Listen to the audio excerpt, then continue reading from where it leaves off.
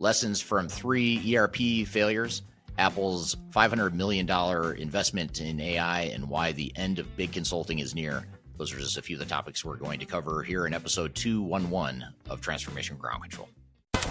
Welcome to Transformation Ground Control. Ground Control. The podcast that covers everything related to digital transformation. This podcast features technology agnostic and international discussions related to digital strategy, software selection, implementation, change management, business process optimization, and everything else you need to know to make your digital transformation project successful. Whether you're embarking on an ERP implementation, supply chain transformation, or any other business or digital transformation, this podcast is for you. Now, here's your host, Eric Kimberling. 5, 4, 3, 2, 1. Ground control to Nathan. Hello, welcome to Transformation Ground Control, episode number 211. This is the podcast that covers everything related to digital transformation.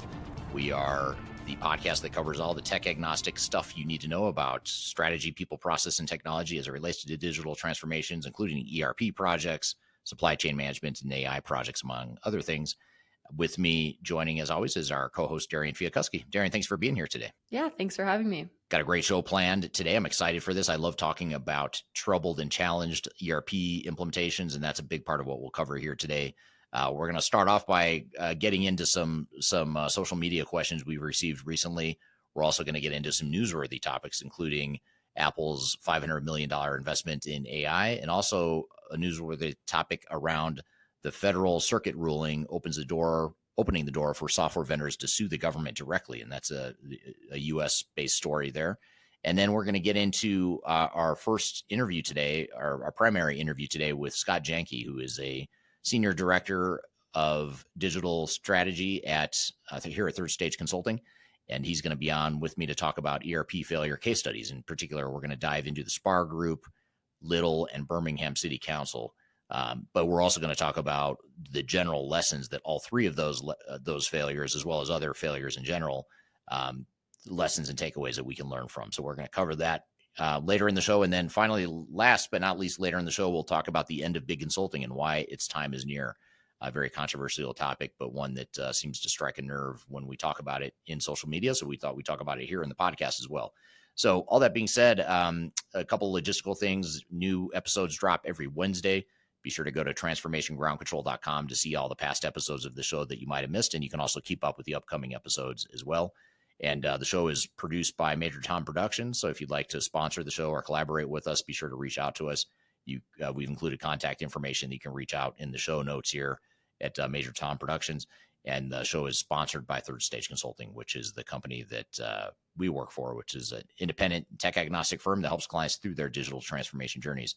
So before we get to our guest here today, Darian, tell us what you've got in store with social media questions. Yeah, some great questions lately on social media. This first one is from a YouTube video that was recently published on your channel titled I Hate ERP. And the question is, so instead of ERP systems, what would the recommendation be? Yeah, so in that video, I talk about how there's a dark side to ERP systems and the things that are sort of my pet peeves around ERP systems and the implementations of those systems. And so it's a great question. What if we're not going to implement ERP software, or if ERP software has more downside than upside for us as an organization, then what are our options?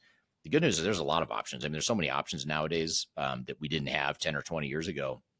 And one of them in particular is, certainly the best of breed composable ERP concept, whatever you want to call it. The newer term for it is composable ERP. But essentially what that means is instead of relying on one single system to handle your end-to-end business processes, you could have multiple systems that are very strong and better suited for any given part of your organization. And then you pull those systems together through, integration and architecture and whatnot. So that's one approach, is you could use best of breed or composable ERP. You can certainly look at microservices, which is sort of like a next step beyond best of breed. But when you look at microservices and really building and deploying niche technologies throughout the organization that handle exactly what you need and potentially are more suited for what you have. And then there's also, custom development. A lot of companies don't like to talk about it. Software vendors listening here today might think I'm crazy for even mentioning the words custom development, but it is still a thing. There is still value in custom developing solutions in cases where it makes sense. Now, if you're talking about creating a custom accounting solution, that's probably not a great idea because there's so many good systems out there that can handle accounting and financial reporting and things of that nature. But if you've got kind of a super unique secret sauce part of your business that you want to create a competitive advantage in, then you might want to, you probably are better suited to create something custom. So that's another option. But those are a few options you have. And then certainly, another option would be a lot of companies, like especially big government entities and bigger, more complex organizations. A lot of times they aren't in a position where they can move off their legacy systems anytime soon. So the question becomes, well, how could they modernize without ripping out those back office systems? And that's where companies like Palantir and Snowflake have really thrived, is they've gone into these legacy environments and created a semi-modern platform for them to integrate some of the data and workflows in their legacy systems. Now, to be fair and to be clear, that might be a short-term fix. It may not be a good long-term solution because eventually your core technologies are going to get outdated and you're going to need to replace them, but it is an option. You don't need to necessarily rip out all your systems all at once when you've got products like Snowflake and Palantir that could tie together the data and the workflows across those different functions. So those are a few examples of ways that you could work around ERP. And by the way, I'll give you one last option. You could do nothing with technology and focus on just optimizing what you've got. That's another viable option. Again, software vendors are going to tell you it's a terrible idea because you should be buying their software instead, the more recent versions of their software where they'll make more profit. But the reality is you could do nothing on the technology front and focus on just optimizing what you've got and get more value out of it. It's probably a lower risk proposition and might be more viable for you as a company, depending on what your other priorities are. So those are a few examples of things you could do. Yeah, lots of options there for sure. Another question we've gotten recently was, does the shortage of SAP resources have anything to do with how catastrophic those implementations are? And consultants, are they not interested anymore? Yes. I don't know about the last part of that question, but I can certainly answer the first part of the question with a resounding yes, that the skill shortages and the demand that's being placed on the existing SAP consultants far outweighs the supply. And part of that is self-inflicted from SAP because they are sort of doing this forced migration of their legacy customers over to S4HANA in a pretty short window. They've got this 2030 deadline for all their legacy customers to upgrade to S4HANA before they lose support on their ECC or R3 systems. So that's creating this artificial spike in demand for S4HANA implementations, which is great for SAP, by the way. They're loving it, but that's not necessarily great for you, the customer, and it's certainly not great for you, the customer that's looking for qualified SAP resources, because now there's more demand that's outstripping that supply. So yes, when you've got a shortage of outside resources and you combine that with the fact that you're in a rush to try and implement before these arbitrary deadlines that vendors set for you, and you combine it with your competing priorities internally and other things you could be doing with your resources and your budgets and whatnot, that's creating sort of a perfect storm of challenges. And quite frankly, it's why there are so many catastrophes and why I think the number of SAP-related catastrophes are going to increase here in the next 3 to 5 years. Yeah, absolutely. Some great questions out from our social media lately. Yeah, love them. I keep them coming too, because it gives us a lot to think about and a lot to discuss here. So really appreciate that. Yeah, absolutely. But we're going to switch gears here and get into the newsworthy articles of the day. Our first one today is the U.S. Court of Appeals for the Federal Circuit has overturned a prior ruling that blocked software companies from selling through resellers from suing the federal government over contract disputes. The case involved Avenue Technologies, which alleged that the government violated end-user license agreement despite purchasing through reseller Carasoft. Previously, the Sullivan Board of Contract Appeals dismissed Avenue's claims due to lack of direct contractual privity. However, the new ruling suggests that subcontractors with incorporated EULAs may have enforced rights against the government. This could significantly impact software vendors selling via resellers in federal contracts.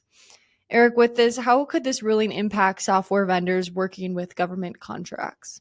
So just to clarify, is the article saying that resellers or VARs of the software, or partners of the software vendors, they cannot sue the federal government? Is that what the ruling is saying? Yes, I believe so. Okay. Yeah, I don't know. I mean, well, first of all, it's more likely that the software vendor, the system integrator, is going to get sued by the federal government. So I would think. I'm not sure what they would sue the government for, unless they don't pay their bills or if they want to countersue if they get sued. I guess that would be a likely scenario.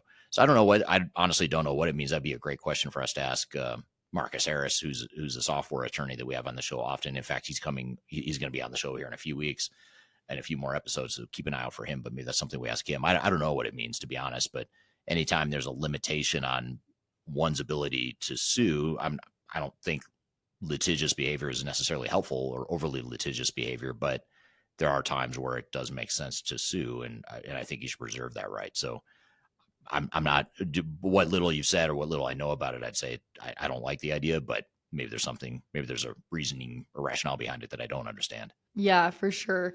Yeah, it's kind of a complicated, I guess, ruling, and I feel like there's a lot that goes to it. So Marcus probably would be able to speak better to it than either of us in this case. But I guess he'd be able to answer it more rationally or objectively too than I would. I tend to have strong opinions, which would make me a terrible attorney. So, so I may not be the best person to answer it.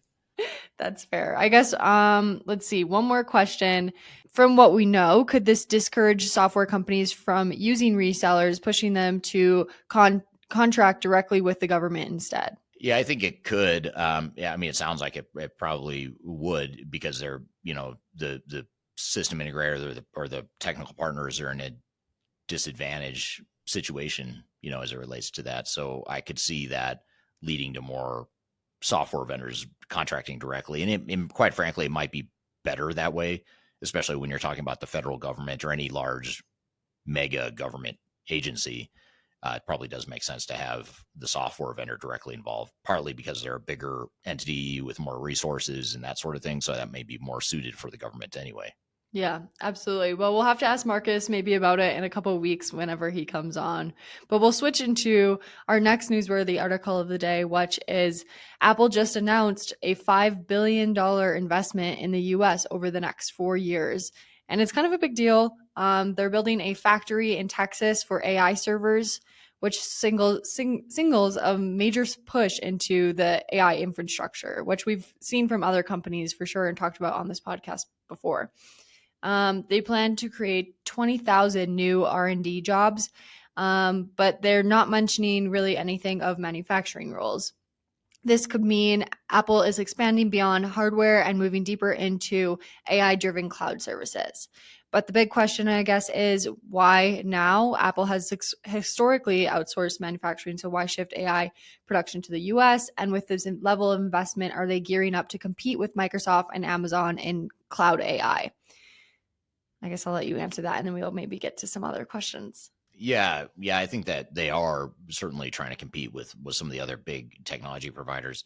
As far as why they move it to the U.S., I imagine it probably has something to do with data privacy and data protection and that sort of thing. If when you talk about AI, you're accessing so many different data points, and there's so much data being processed that it would make sense you'd want to have that, in your home country. And certainly not offshore that, especially if they're assuming that, government, we were just talking about the government a moment ago. If the U.S. government, for example, is going to use that AI platform for whatever reason, then chances are pretty high it needs to be that data, and that data center needs to be in the U.S. physically in order for that to fly. So it seems like good reasons for them to do that. Yeah, absolutely. One other thing, Apple has seemed to more so focus on hardware in the past. Do you think that this AI investment means they're shifting more towards cloud-based services? Yeah, I think it sort of continues a movement that they've been on, or a trajectory they've been on with cloud and AI in general. I mean, if you think about it, Siri, when you say "Hey Siri" on your phone, and then my phone just lit up as I said that because Siri picked up. But Siri was an early AI, not platform, but there's an early use case of AI, and even their Apple Music, with the intelligent, recommendations of music, and when you go on your phone and you ask it to play a song, it'll keep playing other songs like it, or that other people like it. So they've been in this AI trajectory for a while, maybe a bit more rudimentary than where they're headed now, but I think it makes sense for them to continue that evolution as a company away from hardware, which they've been doing for a while now. Yeah, absolutely. Do you have any, I guess, predictions or insight, maybe not insight, but predictions into what Apple might be planning on doing to become a bigger player in the AI-driven cloud computing space? Well, if I had to speculate, I would assume that it has something to do with the fact that they have so much consumer data that most other big tech providers don't have. And so, you think about the iPhone and the proliferation of the iPhone and the market share that device has. That's a massive amount of information that they're tracking of all of us, myself included. The hundreds of millions or billions of people throughout the world that are using iPhones. They're capturing data on those people, and they're capturing not just data on the individuals, but they're also capturing sensory types of stuff as far as locations and whatnot. So there's a lot of data that being captured there. So I think it makes sense for them to really leverage that and scale up the use of that data and the processing of that data, and AI is a perfect way to do it. Yeah, absolutely. And honestly, if Siri can become more like ChatGPT, that would be amazing. Yeah. Yeah, it's amazing to me how bad Siri is compared to ChatGPT. But I did notice I just updated my iOS a couple weeks ago, and I noticed now Siri integrates with ChatGPT, and it'll give you the option to search on ChatGPT, which is much more beneficial in most cases than the bland or wrong answers that I get from Siri half the time. Yeah, I know. I feel that. But yeah, some good topics today, and I'm excited to get into this conversation with Scott. Yes, we're going to talk about ERP implementation failures, and we're going to hone in on 3 in particular, but there's going to be some general patterns and lessons we're going to talk about as it relates to these 3 case studies. But these same lessons are going to apply to many other failures out there. So we're going to talk in particular about Spar Group out of South Africa. We're going to talk about Lidl out of Germany, and we're going to talk about Birmingham City Council out of the UK. So 3 different ERP implementation case studies. 2 of them involve SAP. 1 of them involves Oracle. We're going to talk about some of the lessons from those failures and take audience questions as well. So be sure to stick around. We'll be right back. We're going to talk to Scott, and then later in the show, we'll talk about why I think the end of big consulting is near, and what I think are major problems and flaws with their business model that's going to lead to their demise. So not to paint too bleak of a picture of what's to come on the show. I hope this isn't too negative of an episode. I feel like we're talking about failures. We're talking about the end of big consulting, talking about Apple gathering all this private information about us. I mean, there's a lot of stuff here that we'll try to keep it positive throughout the rest of this episode. But that all being said, we'll bring on Dr. Scott Janke from Third Stage Consulting here in just a moment. We're going to talk about your ERP implementation failure case studies. We've got a lot more to cover here in this episode, so be sure to stick around. We'll be right back with more Transformation Ground Control.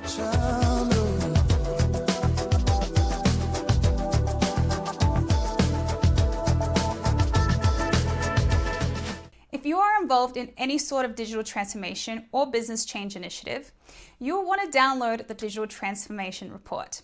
With its comprehensive overview of business and technology trends and best practices, this report is a must-have guide for any transformation project or executive team.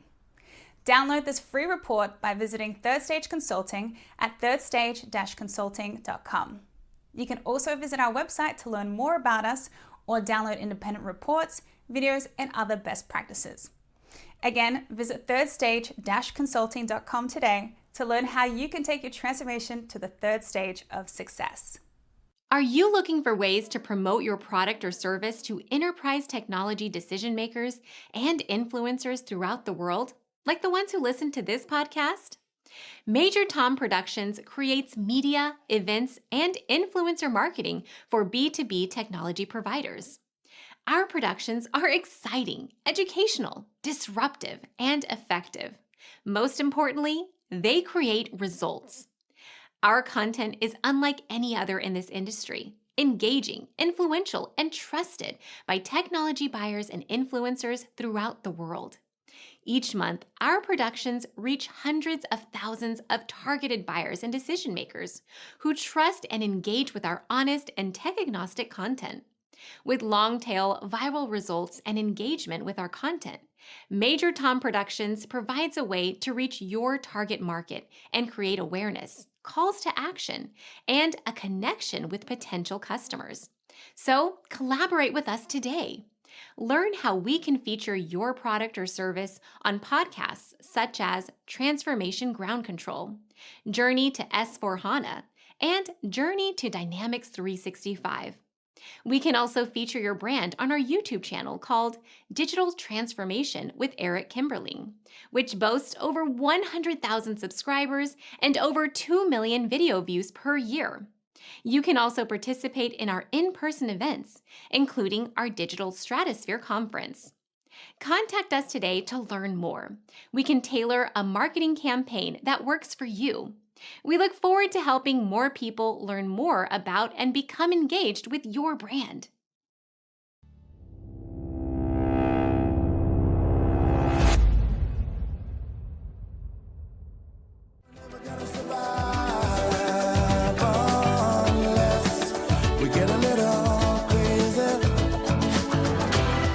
Hello, welcome back to Transformation Ground Control, episode number 211. My name is Eric Kimberling here with Darian Chwialkowski. You can find new episodes of this show every Wednesday by going to transformationgroundcontrol.com, and you can also see past episodes of the show at that same website, transformationgroundcontrol.com.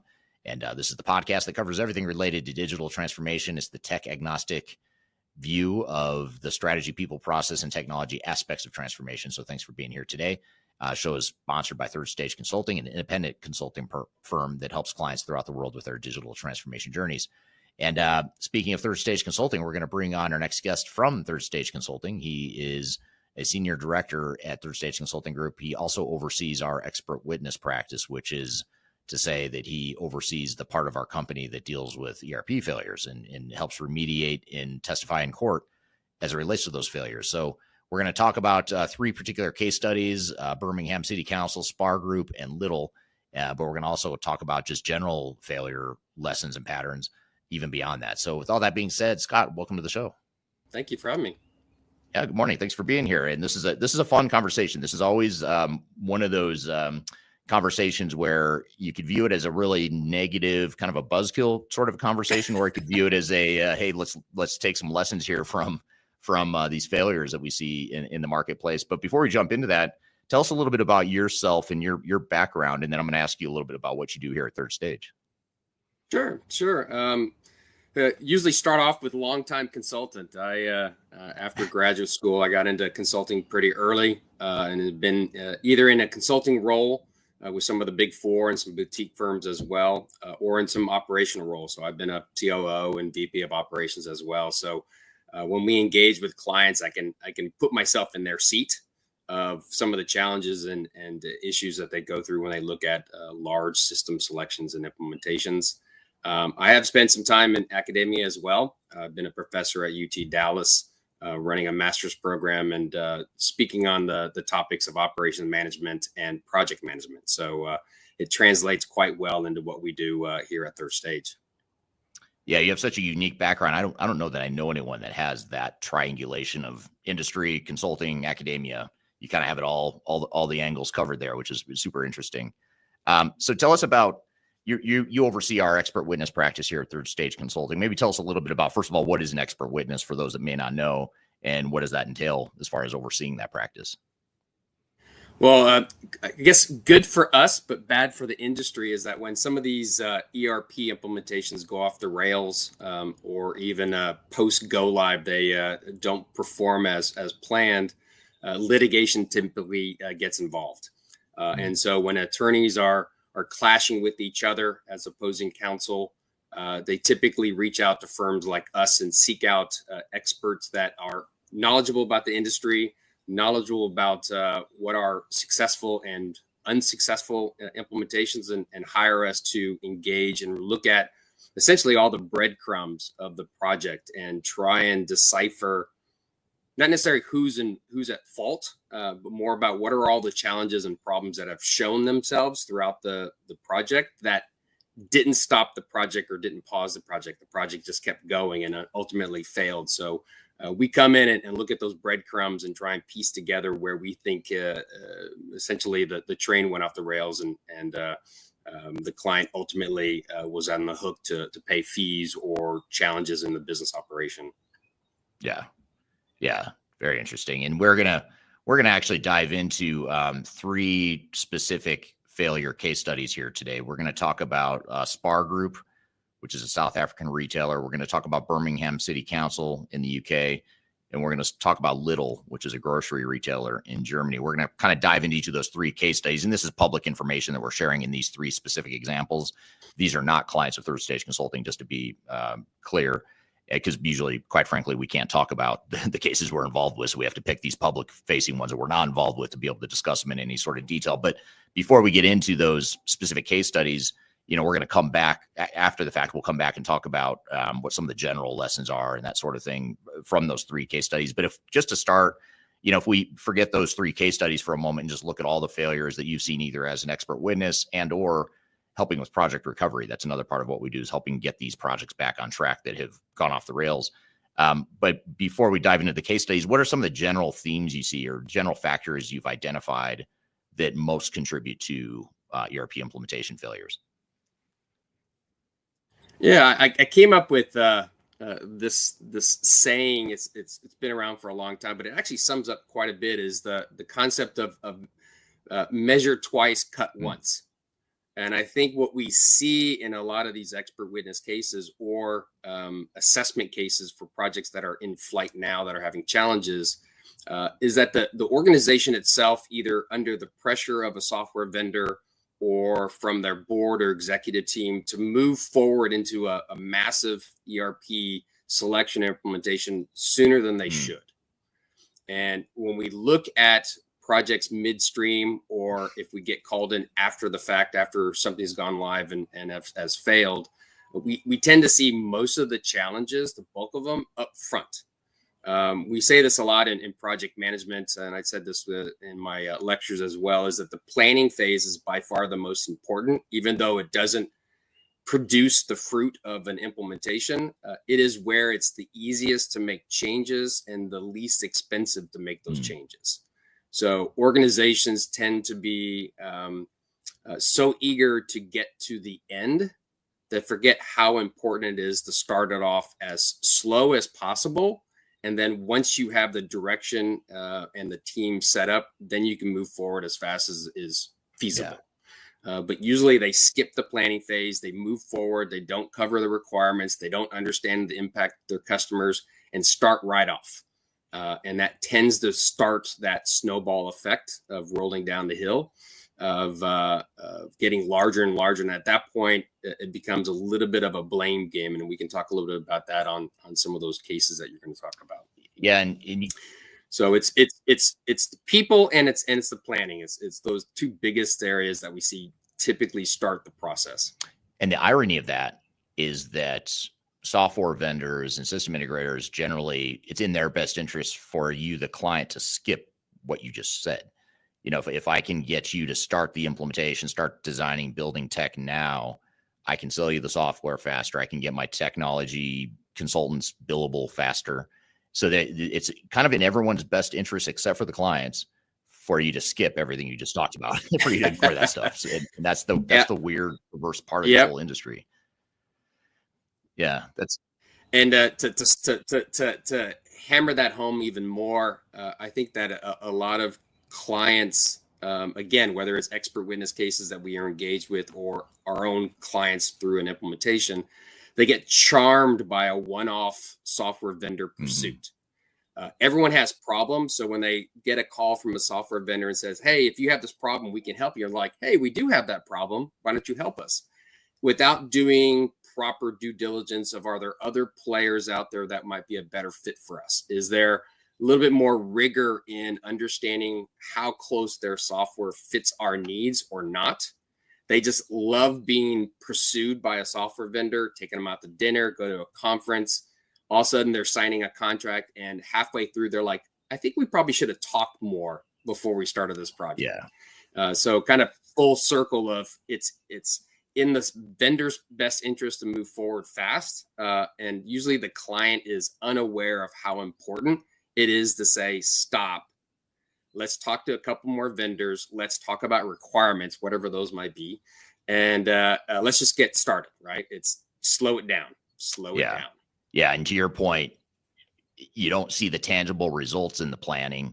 So it's easy to say, well, there, I'm not making progress if I spend, say, 3 months on the planning stage or 6 months or whatever it is.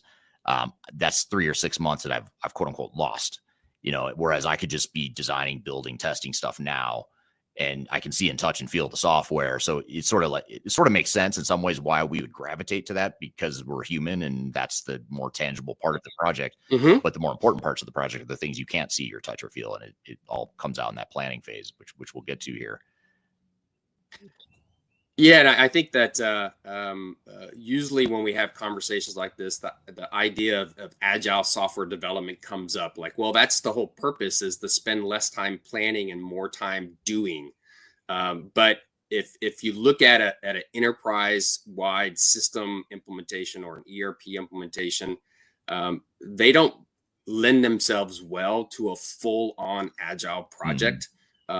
One, for two reasons. One, it's so monumental in the changes that implementation is going to have on the organization. You need to have stronger and more enforceable documentation and approval stage gates.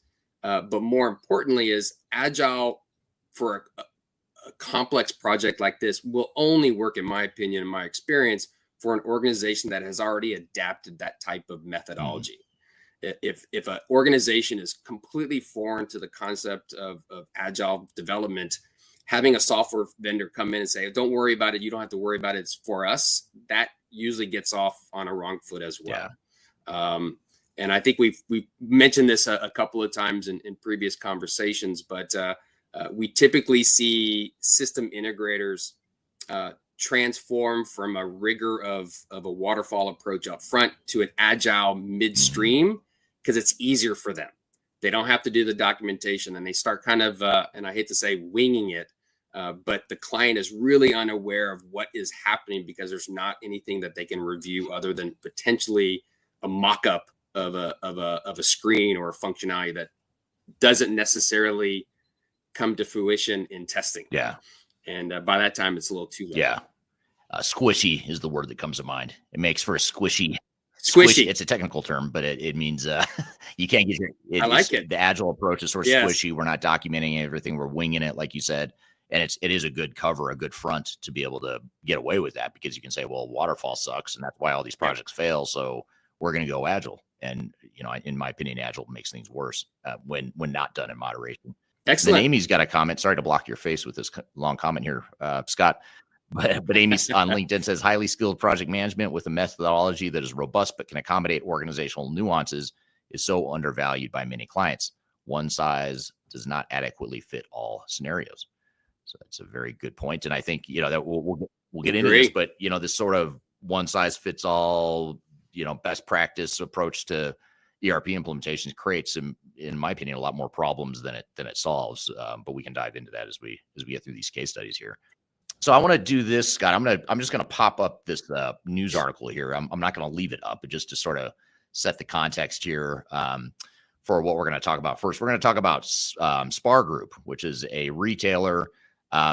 This article says they're based in South Africa. I actually posted a video about this case study, and I got a lot of heat, a lot of flack for saying that they're a South African retailer, but a lot of people said they're a Netherlands-based retailer, which there's a South African division of Spar Group for certain that they're talking about here, where they failed in their implementation. So Spar Group implemented SAP. So they implemented, and they just recently, this is a recent case study here in the last year. I think the article here is, just from earlier this year, but they had a pretty significant failure with their SAP project. It resulted in substantial financial losses. What were some of the primary issues in the case, just from what we've seen in public record? What were some of the primary issues in this case, and how could they have been prevented, in your opinion? Yeah, this is actually, and not to debate whether they're South African or from the Netherlands, but how they operate in parts of South Africa is that they're actually a vertical integrated distributor. So the group that implemented SAP was actually the distributor to retailers of the same name. And so the challenge that they had in driving what the ultimate result of this post go live work was that they lost sales because they didn't necessarily see what they're calling the margins of their product line in the new SAP dashboard. And that kind of raises a lot of concerns and questions around that. Obviously, the story doesn't go into detail of how they started. But that's one of those things that if you took the time up front, you probably should have realized whether something as important as looking at margins on your product line would be sufficient or not. It's not one of those things that should be a surprise. But because of the inner workings between the distributor and the retailer, which are essentially in the story the same, having them be part of the process up front probably would have potentially highlighted that deficiency earlier.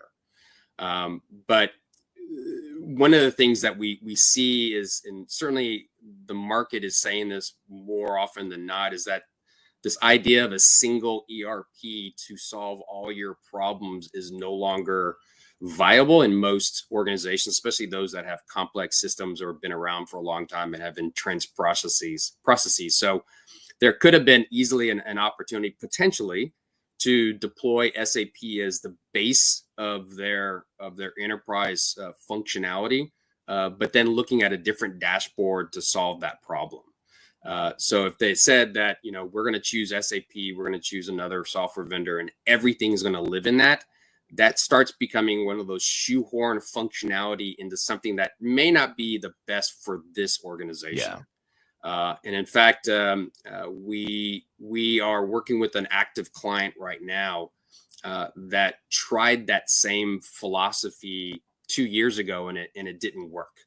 And so one of the things that we initiated as they hired us to be part of the PMO group, is to look at other applications outside of the ERP to solve those essentially secret sauce processes, right? In many cases, finance and accounting are pretty much, as long as they're accommodating regional requirements from a localization, taxation, and the like, most can use it out of the box with some configuration. But if it's a dashboard, if it's order management system that is very unique in what they are winning business at, maybe that the ERP is not the best solution for that functionality. Yeah. And so not knowing the full details of the SPAR implementation of SAP, were they trying to do that? Were they trying to put everything into SAP and still went to the point of going live, and yet after go live, they're saying stuff like, the dashboard doesn't provide us visibility to our margins? That seems odd. Super odd. Yeah. And I think most, and for the folks that are mentioning project management on the chat, most of the time in these implementations, they skip the planning phase as fast as possible. They move into excruciating execution of the project because they're learning as they're going. And then because they are time sensitive or want to go live, let's say in a particular fiscal year, they skip or truncate testing and training. Mm-hmm. And so there may be flaws in the application about to be deployed, but because they're so eager to go live for whatever reason, they let things go into production, and then they have no time to recover from disasters like what SPAR is indicating in this story. Is, if risk management is a key thing for you, you cannot disrupt your business at all. Incorporate a lot more testing and let the go live delay if that is a key thing for you. Yeah. So obviously in this case, they probably shouldn't have gone live if they had known something like this was going to impact their business as much as it has. Yeah, I mean, you hit so many good points there. I mean, the first thing you mentioned around testing, you should have known. When I say you, I don't mean you, Scott. I mean if you're Sparker, you should have known that pricing margin analysis is really important to your business, and you should have tested that. And if you did test it the right way and thoroughly, and you documented and you corrected and remediated issues you identified during testing, if you did all that, those test cycles, and you had the scenarios laid out the way they should have been laid out, you would have caught this. I mean, you would have known that the margin analysis doesn't work for us, and you would have fixed it. It may have delayed the go live, to your point. It may have pushed things out, but you at least would have gotten it right. And it probably would have been a lot cheaper just to spend the extra time and money to fix it and push off the go live than it would be just to go at it and go live anyway. I'm curious to hear. And just so everyone doesn't, one more thing, sorry, if you don't mind. I haven't been on one implementation where the product is defect free at go live. So let's be clear about that. There will be problems that go into production. The importance of project management and leadership approval is, what are you allowing to go into production? Yeah. And how big is that risk? Low, medium defects, fine. Yes, exactly. So this would have been a critical defect that you wouldn't have allowed to go into production. That's a great point. We're not seeking perfection here. It's not going to be perfect no matter how hard you want or try. It's a great point. And if this was like a kind of an exception, an exception one-off business process that we didn't fully test during the test cycle because it's a one-off rare business process, that does happen, right? You're not going to test every single possible scenario. Yep. But something as core as margin analysis, especially for a distribution company, you kind of look at who they are. Distribution companies generally don't have high margins. Usually their margin of errors, or the margin in general, is lower, which makes for a lower margin of error in terms of efficiency and that sort of thing. So I think those are good points there that you bring up. I'm curious to hear from the audience, though. I'd love to hear, as we're going through this conversation here, we're going to dive into we're kind of doing a flyover view here of these 3 case studies, and then we're going to come back and talk about the common themes across all 3 of them. But I'd love to hear from the audience here what you think the biggest key or keys to success versus failure are. We're kind of diving into this here today. We're going to get into it, but I'd love to hear the comments from the audience. What do you think? If you had to pick 1 or 2 things that are just absolutely critical to avoid failure, what do you think they are? I'd love to hear your feedback here. All right, so we'll come back to this. We'll get into some of these nuances and patterns across the 3, but I want to pull up another one here, another recent failure. And there's so many to choose from. I mean, even just as a side note, even as we were preparing for this, so I send, when we have a podcast guest on, I try to send the questions either Thursday or Friday the week before. So I send you these questions, and then it was literally later that day that I sent you the questions. There was another failure that someone on our team forwarded to me, and it was the SAAQ in Canada. They spent over $1 billion on this big, massive failure. And so my point being, there's always new failures coming up, and I wanted to kind of throw in last minute, hey, let's talk about this big SAAQ case study, but I didn't want to throw you off at the last minute like that. But point being, there's just so many of these case studies that we hear in the news. You would think over time people sort of learn lessons and start to fix the way they're doing this, but it's the same old crap that they've been doing for the last couple decades. When we get called in for assessments and projects that are about to go off the rails and they call us midstream, I have that same perspective every time we kick off, is like, how are we here again? Right. And I think the only challenge we have is ourselves, right? When we look at this stuff, most of the time the technology will work or the methodologies will get the project done. It's the human nature of things, right? It's people who are at the beginning of their career, they have no idea what they're about to get into. It's people at the end of their career who don't really potentially care how it goes, and everyone in the middle. And as long as there are humans involved in organizations, we're going to trip over ourselves over and over again. And no matter how much great advice we give to clients at the upfront of the idea of a selection of a system, the same attitudes come in of, well, we have to get it done by May. Well, why? Shouldn't drive the project. Or I like this vendor. I went to their conference and I signed the contract already. And you're just like, here we go again. Yeah. Right. It's just, get yourselves out of the way and do things methodically, and it will get you out of jail more often than not. Yeah, just because they took you backstage to meet Bruno Mars at the conference where they had Bruno Mars perform doesn't mean that that's a good that's a good software for your organization. Here's I'm going You bet. to get to a couple comments here from the audience here. Amy on LinkedIn says, and where's the fit gap analysis? How does something pass testing without an idea of the impact past go live? That's a great point. Salvador on LinkedIn says the planning phase is the most important stage of the implementation. Cedric says testing is most important. Yaz from YouTube says testing as well. Here's an interesting comment. Derek on YouTube says clear and tangible expectations of all stakeholders. That's a really good one. Sort of that clarity and alignment, just being on the same page with what it is you're trying to accomplish. Salvador says a lot of testing scenarios. Not just testing, but a lot of testing scenarios, which is a good point. RR on YouTube says respect for covering this topic. So thank you for all the great feedback there. So this is City Council, Birmingham City Council in the UK, which is Europe's largest local authority, had a £216.5 million loss over their Oracle system implementation. Part of why I wanted to bring this one up too is not only is it recent, not only is it government, which government tends to have some of the biggest failures that we see, but also because we want to point out that failure doesn't necessarily correlate with vendor. We talked about SAP a moment ago, Spar Group. It's easy to pick on SAP and say, well, SAP has all these big failures, but SAP also has a lot of really big clients. So you're just going to hear about their failures more commonly than you might others. But point being, even Oracle fails and others, we can pick any software vendor out there and we can find you some failures and some case studies of what not to do. But in this case, they tried to implement Oracle. And in this Oracle rollout, they had severe challenges, including cost overruns, operational disruptions. What lessons can other public sector organizations or private sector, it really doesn't matter whether you're public or private sector here, but what are some of the lessons that organizations can take from this particular case study? Yeah, what really got to me, and it relates to other projects that I've read about that have failed, not just software, but even construction projects.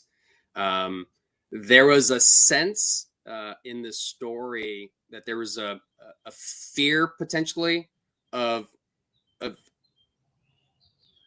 communicating to leadership that there was a problem in the first place, that the status of the project was probably green almost throughout the project until it actually got off schedule. But it seemed like there was a sense that we couldn't tell the real story of the project status during the engagement.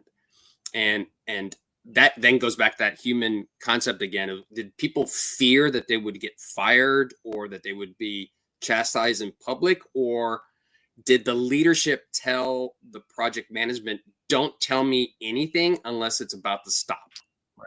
And so this thing progresses forward. In fact, we actually had an expert witness case a couple of years ago where this was part of the challenge. When we go into an expert witness case, we obviously get all kinds of email correspondence, documentation, even versions of one document. So we'll see 3 different edits or additions of a document. We can see what they're adding and taking away. The cases, it wasn't until the 11th hour that the project team actually had to kind of fall on the sword a little bit and say, we can't go live for all these reasons. But it really started a year and a half earlier. And so we tried to dig into why was there the fear that you can't tell the true status of a project so you can make course corrections. And so that kind of kept coming back in the story that there was this inability to truly project real status to leadership so that, again, informed decisions can be made and course corrections can be made. And in fact, we've stressed that enough to our clients when we get brought in midstream, where even the client will tell us, is it really green? Is it really yellow? Tell me the real story, because we can't do this again. So that it makes me proud, I guess, in a sense that they're actually listening to us, and they're actually very concerned of, is this the true status of our project? The reason I mentioned a construction project is I used to live in California, and they've been building this high-speed rail for decades, and it's billions of dollars over budget. And you just sit there and wonder, how did it get to this point? And you realize there's probably a lot of storytelling of it's their fault or our fault, but it's still going. It's still going to happen. And there's no benefit to anyone unless somebody, again, is fearful of their job. Just tell the real story, and then change and make those decisions that are necessary. It's not an easy process. We tell clients right up front, implementations of any enterprise system is not an easy process. There will be hiccups. There will be problems. There might even be some showstoppers here and there, but make everyone known of what's the challenges at stake and make those decisions. Yeah. I mean, there are such good points, because a lot of times we see this, kind of in slow motion with clients, or especially in expert witness cases where, to your point, the status reports all green, everything looks great. And then boom, all of a sudden, oh man, we got a bunch of red here.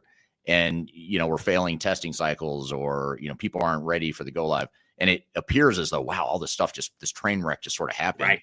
The reality is this stuff accumulates over time. This doesn't happen overnight. And the problem is, you see these sort of, back to the perverse incentives. You've got a system integrator and software vendor in there that's got two things going against you, the client.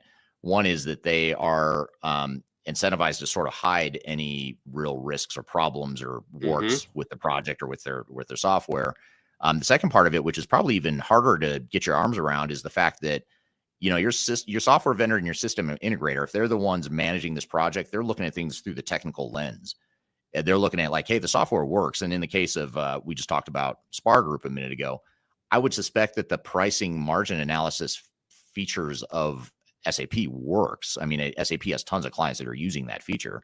So we know it works within S/4HANA, but it didn't work for Spar Group because they had a different need, or they had a different way that they needed to analyze that. And I think that's where we get in trouble, is we view it from the technical lens and say, yeah, everything's good, looks good and it works, but you look over at the business and it's not okay. And that's, those two things combined to create like a huge blind spot for clients. How do you, this might be a self-serving question. In fact, it is a self-serving question. How can technology agnostic advisors like Third Stage, how can they help uncover some of those risks before they become sudden last minute red status reports? Yep. It's, and for those that are listening, Third Stage is not a system integrator. But we have resources available to us that know all the ERP applications out there. So our discussions with potential clients focus on us being the business advocate in an implementation. And what that means is most clients don't have a super strong project management group, first of all. And even if they do, they might not have gone through an ERP implementation ever in their careers.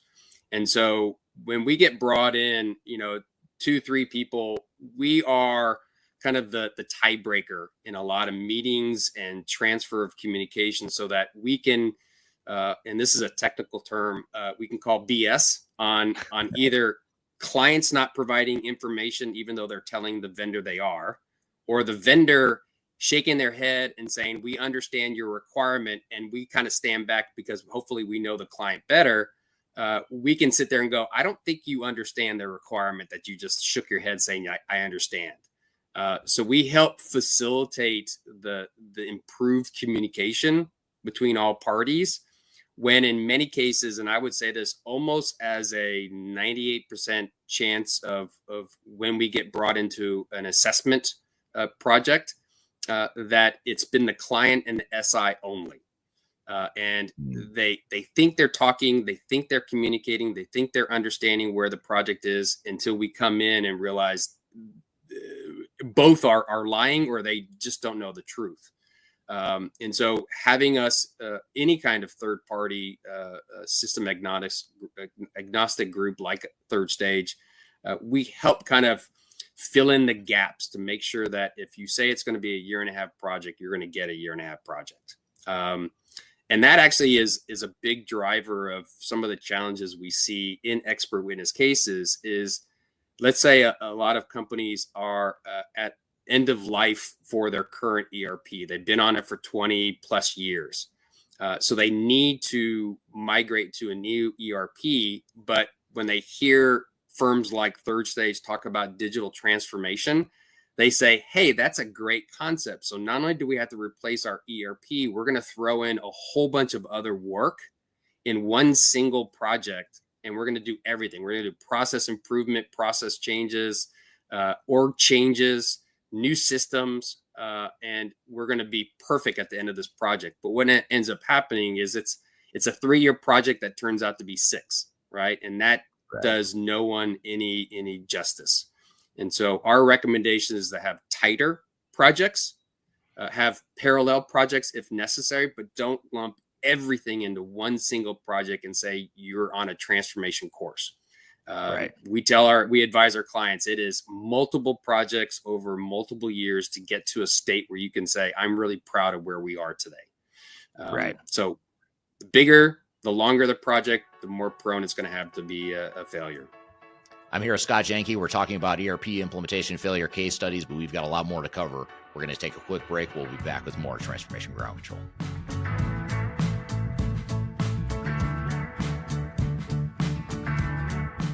My name is Eric Kimberling, and I'm the CEO and founder of Third Stage Consulting.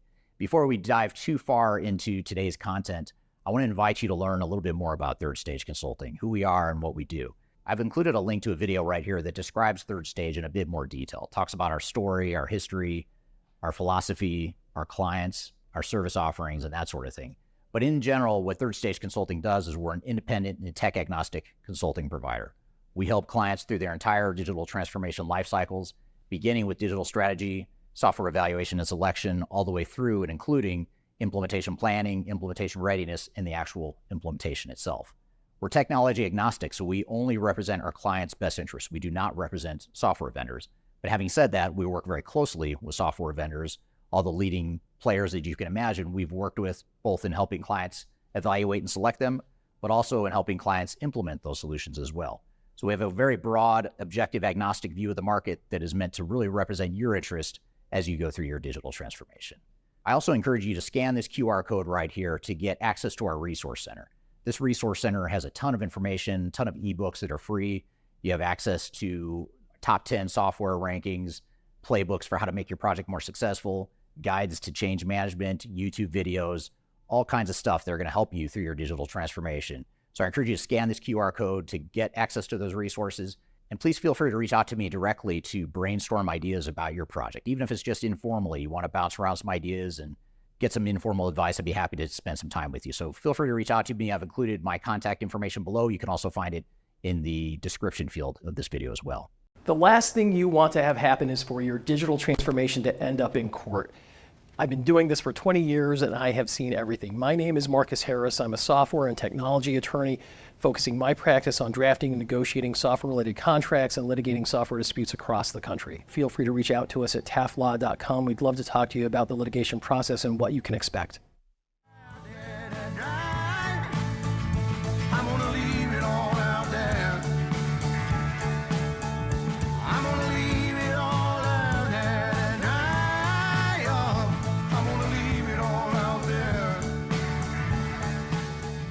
Hello, welcome back to Transformation Ground Control, episode number 211. My name is Eric Kimberling here with Darian Chwialkowski. You can find new episodes of this show every Wednesday by going to transformationgroundcontrol.com. And you can also learn more about Third Stage Consulting, which is a sponsor of the show, by going to thirdstage-consulting.com. And the show is produced by Major Tom Productions. We're here with Scott Janke. We're talking about ERP implementation failure case studies. Let's dive back into the conversation. Here's a comment from Amy on LinkedIn. She says, lack of prioritization of experienced client-side project management, change roles coupled with a client that clearly handed the project responsibilities over. Successful projects are never issue-free through the process, but they succeed because the clients free their SMEs to bring their organizational expertise and the partner brings solution expertise. And I think this is a great point because a lot of organizations, and not just in the public sector, not just big organizations, we see it with small and mid-sized companies too. a lot of organizations and project teams feel this need or want to sort of abdicate responsibility for the project. And they think, hey, you're the SAP expert, you're the Oracle expert, you're the Microsoft Dynamics expert or whatever. Come in and manage this project for us. Well, yeah, that they are experts in technology, but it's like hiring a plumber to come build your house for you. It just doesn't make sense. And you wouldn't rely on a plumber to build your entire house for you, but yet that's what we do in these big, massive digital transformations. So is that something you see often too, where you don't have that right balance of outside support, which you do need, but you also need that internal support? You have to have these internal resources that take ownership and accountability for the project, but yet a lot of clients Absolutely. don't do that. Yeah, and it's we see this often as well. You have an executive team that fully supports what gets presented to them from a project management standpoint. They understand the case for change. And then you have the workers who might really understand their processes and get down to the minutia of, I need the functionality to do this, or I need the result of this process to give me that. And then there's a chasm in the middle. And these organizations think, again, that they can turn over the keys to a very experienced system integrator and go, just fix it all, right? And it takes a lot more work than that. And part of this third-party assistance is we help fill that gap, because we can see leadership saying, yes, go tell my people to do this. And then the people go, you don't have the right to tell me to do this. Let my boss tell me that. And there's this back and forth that keeps going on. And we help kind of communicate a little bit better than when in the SI might hear one thing, they'll start working on it, and they'll hear something else, they'll start working on that too, even though there's a conflict in what those two messages are. And we start seeing that earlier when there's another set of eyes that helps assist in a project of this scale, right? Small project, 2-month project, don't need us, right? Right. But if you're a multi-year engagement, you're going to have a lot of challenges in there that the SI is going to be focusing on just what they've been hired to do. Right. And the PM group, that might be the client side, doesn't know that where there's smoke, there's fire. They might think it's all related to the same fire, and it's not. And so we kind of bring that out, and data and people tend to be a big part of that, of challenges that maybe wait until the end of the project to start getting resolved. And by that time, it's too late. Right. That's a great point. I want to get to a couple other comments here, and then I'm going to shift gears and talk about little here in just a second. Here's a comment from Victor on YouTube. Are you the dude who made the intro to logistics video? It might have been. I do have an intro to logistics video on my YouTube channel. If you liked it, then yeah, that was me. If you didn't like it, must have been Scott or someone else. I don't know whose it was, but I'm not sure which logistics video, but yes, I have a logistics video out there as well. So this is an interesting comment from Andre on YouTube. Andre says, very few people understand demand management, and even fewer understand the implementation of it. Digital transformation, even fewer understand that. That was poetic. Yeah. It's almost like a poem. I feel like I need to save that. It's very true. Right on. Yeah, well said for sure.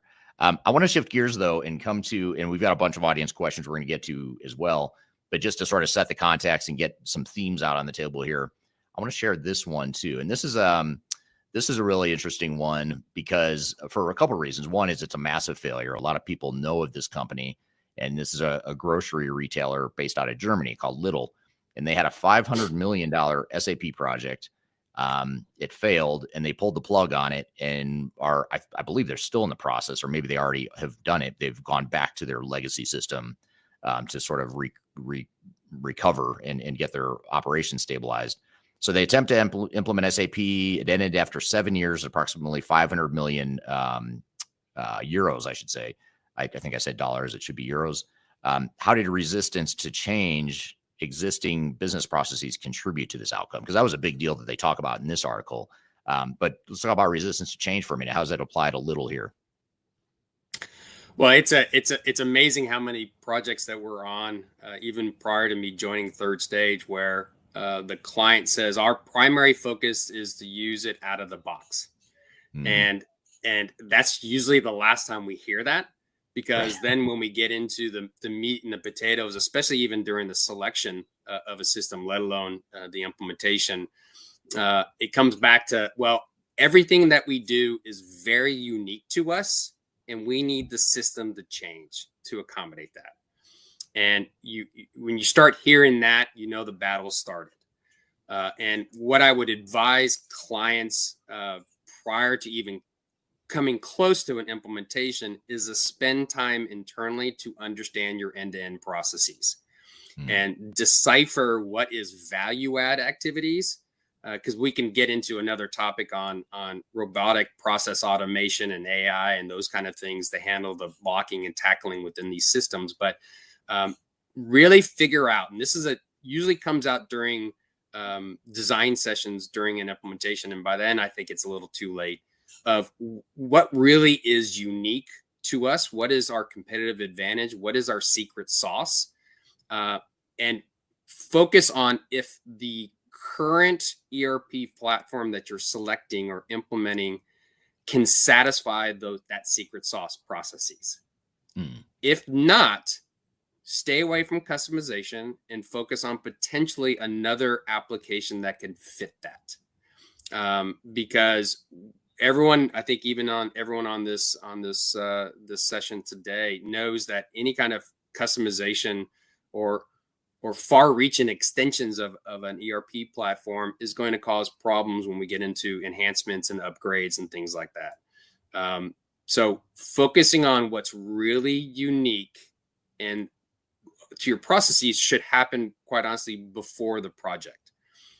We see this happen a lot as well, of organizations dumping process improvement, process optimization during an ERP.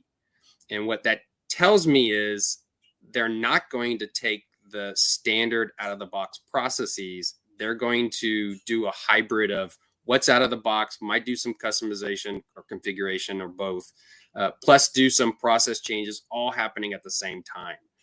And that confuses the hell out of the workforce. And it probably doesn't get you to the end state that you think it's going to get you. And in fact, one of the things that we advise clients, especially those that haven't gone through a big ERP implementation before, is to really assess all the other applications and projects you have going on and figure out how those are going to impact this project. So I know that the Lindell's project, I mean, it was massively long and to the point where you're probably putting in more and more money and time thinking it's going to fix it when it probably wasn't, and hence they pulled the plug and now they're going to kind of go backwards again. So really understanding what's going on. Even we have a client now that has a number of on-premise applications that may or may not interface to the new ERP, but they all have their own roadmap of migration to the cloud or enhancements or changes to it. And unless you get that all up front, as you get into the project, those things pop up and cause you to have to course correct a little bit too much. Oh, this upgrade over here is happening. We're going to replace this system. Did we know about that before we started this project? And if not, why didn't we? Because all those things are going to cause noise. They're going to cause noise. And the longer the project, the more those things are going to happen, especially market changes as well. So not surprising when you have a 5+ year ERP implementation, you're going to have some changes and problems coming up. Yeah, absolutely. And it blows my mind. I don't know about what you think, Scott, but I mean, it blows my mind to think about spending 500 million euros and then having to pull the plug. I mean, I guess where I struggle is like, how did you as a company, how did you let it get to that point? How did you not know $500 million in, or until it was 500 million euros in? How did you not know it was going to be a failure? I mean, it blows my mind. If you had the right governance in place. So again,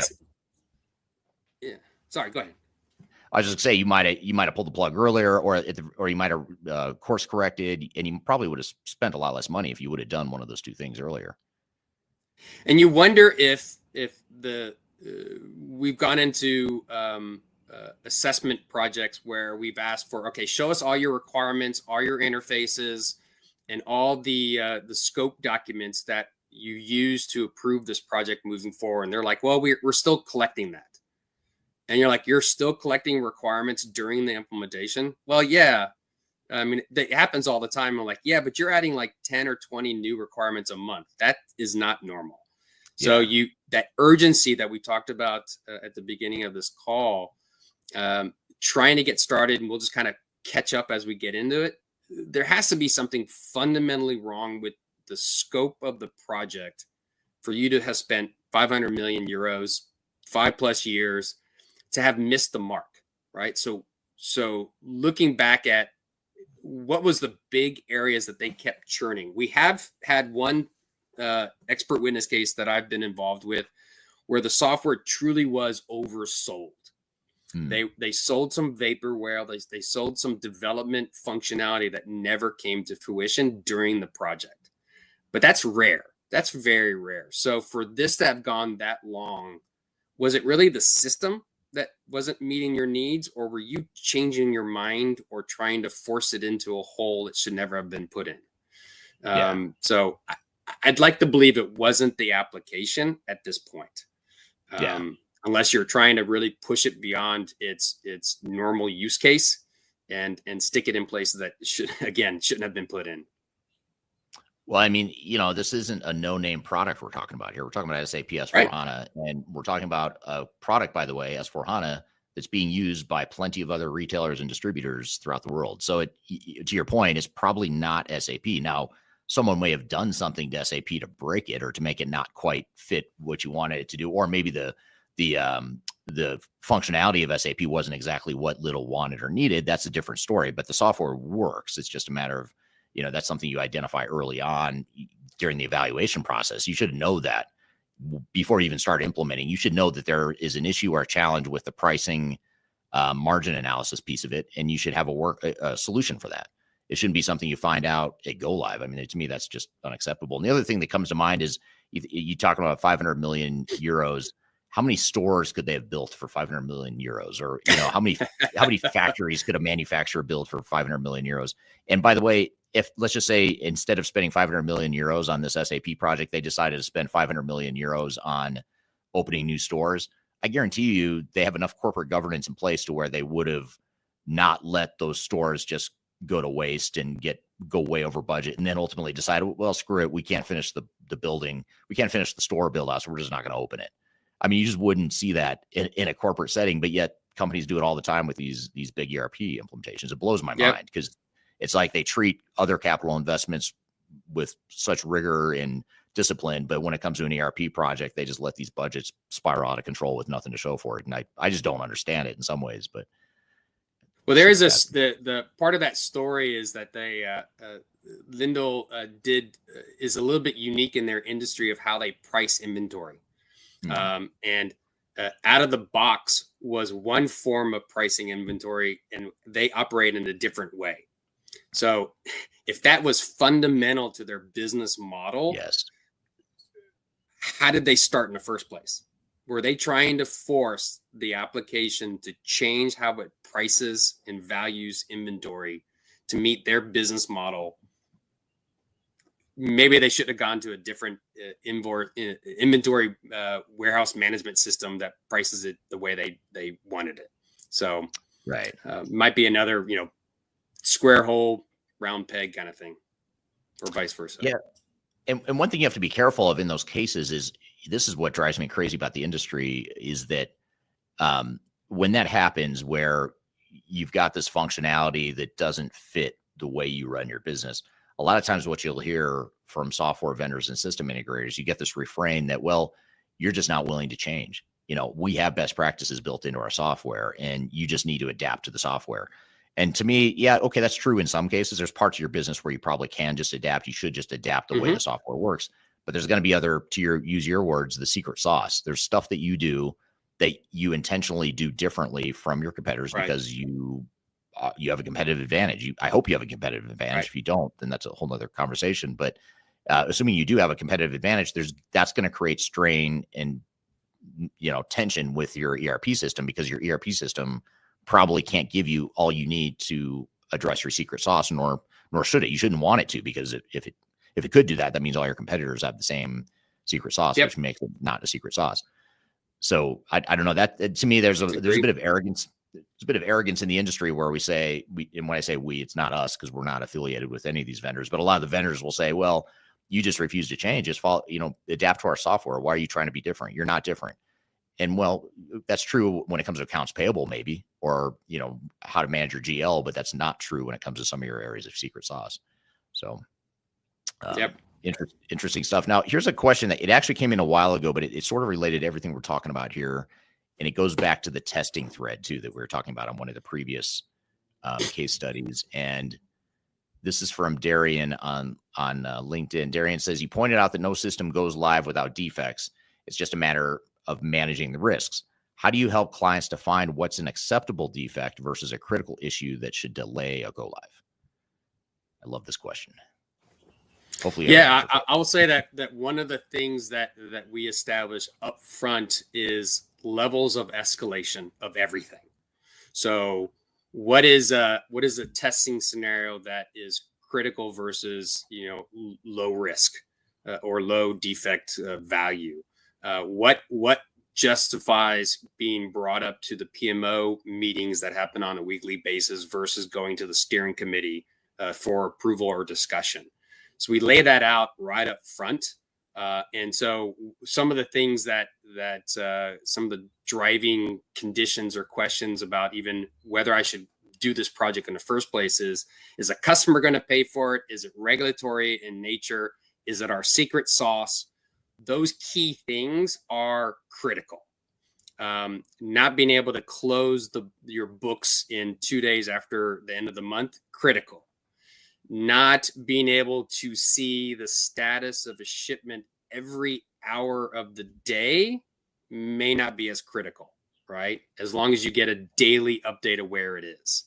So there's levels of criticality of everything, including, testing scenarios and what importance does a defect have in moving forward to the next stage. And in fact, we have a client now where we are, we've incorporated a second system integration test because the client is very adverse to having disruption in their business at go live. So it's adding another 3-4 months to the project, but it's important for them to get there. And so we hope and would expect that all even low and medium defects would likely get resolved during the second sit. So this should be a near perfect go live. For all the things that are tested. But to your point, Eric, we don't test every single scenario, and no new product launch tests every way that you could use their product, right? Just what are the most common and the most important. But something that happens once a year most likely could work out or create a workaround if the system doesn't work exactly what it needs to when that event happens. But do you stop the implementation from going into production because of that once a year event that's not critical? Probably not. Right. That's a great point. It also brings up sort of ties into this concept of customization, which we've been circling around this concept of customization. You've got customization, and then you've got just standard off the shelf software. And then obviously there's a gray area of a hybrid or of an in between. How do you see, or how do you advise organizations on how to find that right balance between customization and standardization? Do we got another hour? Yeah, I was going to say this is a whole nother, and that's the problem with most of my questions I have for you, which, by the way, just for the audience's edification or entertainment purposes, I sent Scott a list of about 15 questions I thought I'd ask him. I think I've gotten through about 4 or 5 of them just because so many of these questions are so broad and we can go in so many different directions. But do your best, if you don't mind. Just how do you summarize that striking of balance? Does it tie back to that phase 0 planning piece of it that you were talking about before, or is there some other magic silver bullet here? It does. We haven't even talked about business case and ROI and KPIs and all those wonderful metric type of things. But why are you doing this in the first place? Well, it might be, again, like I said, you're a legacy system that is end of life. You have to do this. So let's get some value out of it. But if you're a proactive organization that routinely looks at your processes and applications, you can tie into what is acceptable to change, what isn't, based upon what you're trying to get out of the project in the first place. So if you're just trying to keep the lights on, take whatever you can out of the box and just keep moving forward. But if it's something that you're an industry leader and there are a number of processes that are quite unique, but you still need a new ERP. That might be, again, one of those cases where rather than customization, increase risk potentially by going to another application in that area. And I know we talked about demand planning.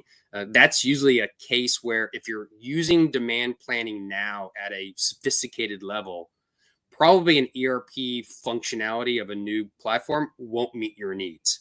So you're probably in that world where rather than trying to stretch the ERP's function around demand planning, look at another solution that will interface into the system.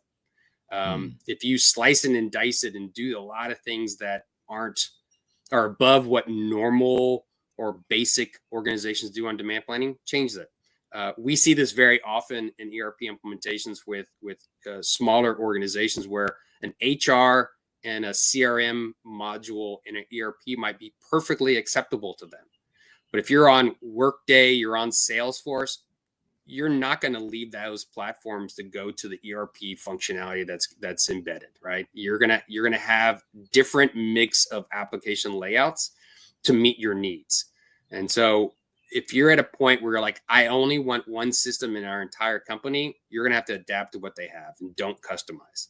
But if you're in a much more complex, sophisticated user group, a single ERP platform likely won't work for you.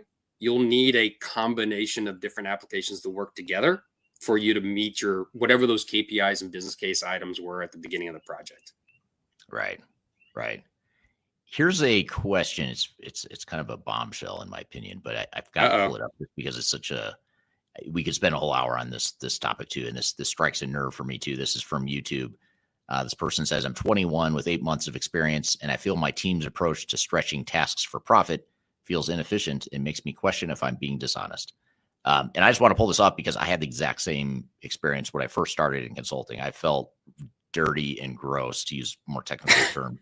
I felt dirty and gross in the way we were expected to bill, regardless of value added. And when I was 24 years old, just out of grad school. And so I do think, I pull it up partially because it strikes a nerve for me. I can relate to this. I feel for you. I had the same feeling when I started my career in consulting, but I do think that this also contributes to some of the problems we see in the industry. You see these big system integrators, big consulting firms, not just the big ones too, by the way. It's other mid-sized firms and others are guilty of it too, to where it's in their best interest to stretch this out. I mean, whoever was the system integrator on this little project, for example, they benefited from the fact that this budget ballooned into 500 million euros. Client did not benefit, but someone did, and that someone is going to be SAP and the system integrator. So I think that's a broken part of our industry that's unfortunate. I don't know how you fix it other than regulate it, which I don't know if anyone really wants that, but it might be where we head someday. But in the meantime, I think it's sort of like not a buyer beware, but more of this is your project. Your contractors, your software vendors do not control this project, nor should they. They might try to convince you otherwise, but it's your project and you have to manage it. And if you're a consultant getting drug into the dark side, I don't know, come work for a company like Third Stage. We don't do that stuff. And in fact, I'm very anti that behavior, which is why I left the big five. I don't know if you saw that. Did you see that too when you were at the big consulting firms? Did you see that where you had these junior people that are just billing maximum amounts of time? I mean, the whole goal is to make partner, right? And the only way to make partner is to have increased revenue, and it's much easier to find scalability in an existing client than to land another one. So if I can continue to add bodies to this project and stretch it out more, I have a likelier, and that goes back to the human behavior again, right?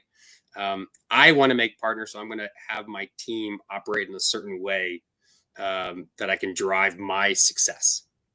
Right. And that might be then for the vendor itself. Yeah, absolutely. I want to, and I know we're running way longer on time here, but if you don't mind, Scott, I've got one more question from the audience, and then I'm going to ask sort of a capstone question here. And I lost the question, so let me pull it up. So this is from Amy on LinkedIn again. Amy says, change management is the post-operative care that ensures that the patient survives, which I love that comment. And it sort of leads into a question I had for you, which is, we've talked a bit about change management and how change management appears to be a critical factor in these cases. in these three cases, and a lot of the failures we've seen, and a lot of the expert witness work we've seen, change management is one of the core failure points. But what best practices can companies adopt to ensure successful change management during projects like these? Well, not to preach or ring my own bell, but I focus my dissertation on the acceptance of technology in the workplace. So what we try and encourage is, how is the organization going to operate and use the new systems post go live as early in the process as possible. So process discussions, change management around what processes are changing, and educating the workforce around those changes as early as possible is the start of, I think, a proper change management methodology. Training will happen throughout the project. The bulk of the workforce will be trained near the end, but it's educating folks during the engagement of how the world will be different in the future, especially if you are going to make some process changes. You're going to have multiple systems get introduced. Explaining and educating the workforce up front throughout the process is very important. In fact, we use process documentation even during the config and design sessions, right? So that the SI is very informed of what is in place today and what will change. But I think the change management aspects goes back to the KPIs, the case for change of we expect this project to allow us to increase sales by 30% in the following year. How the hell are you going to do that? Just by a new system. So, So driving to how the system will support that, because it's a lot more flexible to allow us to, let's say an organization is huge on mergers and acquisitions. And so this system will allow us to buy our competitors or get into a market easier for doing that. So focusing on the change management of how to do that in the new system will just reinforce when you are doing that after go live. It's going to most likely meet your objectives. But I think that most of our clients are educated in that there will be a disruption in their business after go live, but they typically think that this change management happens once and you're done. And one of the things that I found on my research was frequent retraining, re-education on change management, and acceptance of feedback of how to continue to improve the processes and the use of the tools needs to be in place. What are the mechanisms for your workforce to be able to say, hey, I like what we're doing now, but this part of it really sucks. So how do I change that, right? How do we change that to make everyone happier about how using the system? And it's going to save 10 hours per person a week. Do you have a mechanism to accept that feedback, reintroduce it, come back with some changes and move forward? So that goes back to, again, that transformation philosophy, right? Is that it's not one and done, right? This is multiple years, multiple projects of enhancements, changes, re-education to get you to where you're going to be. And wherever that is quite different for every organization. But change management is near and dear to, I know, third stage to myself. And it's not a single act in a project and you're done. Right.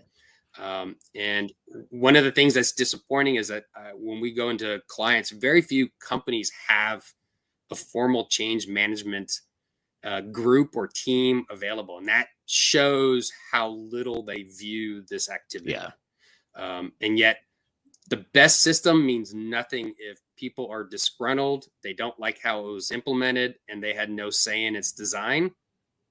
The system means nothing now to the workforce. Right. Yeah.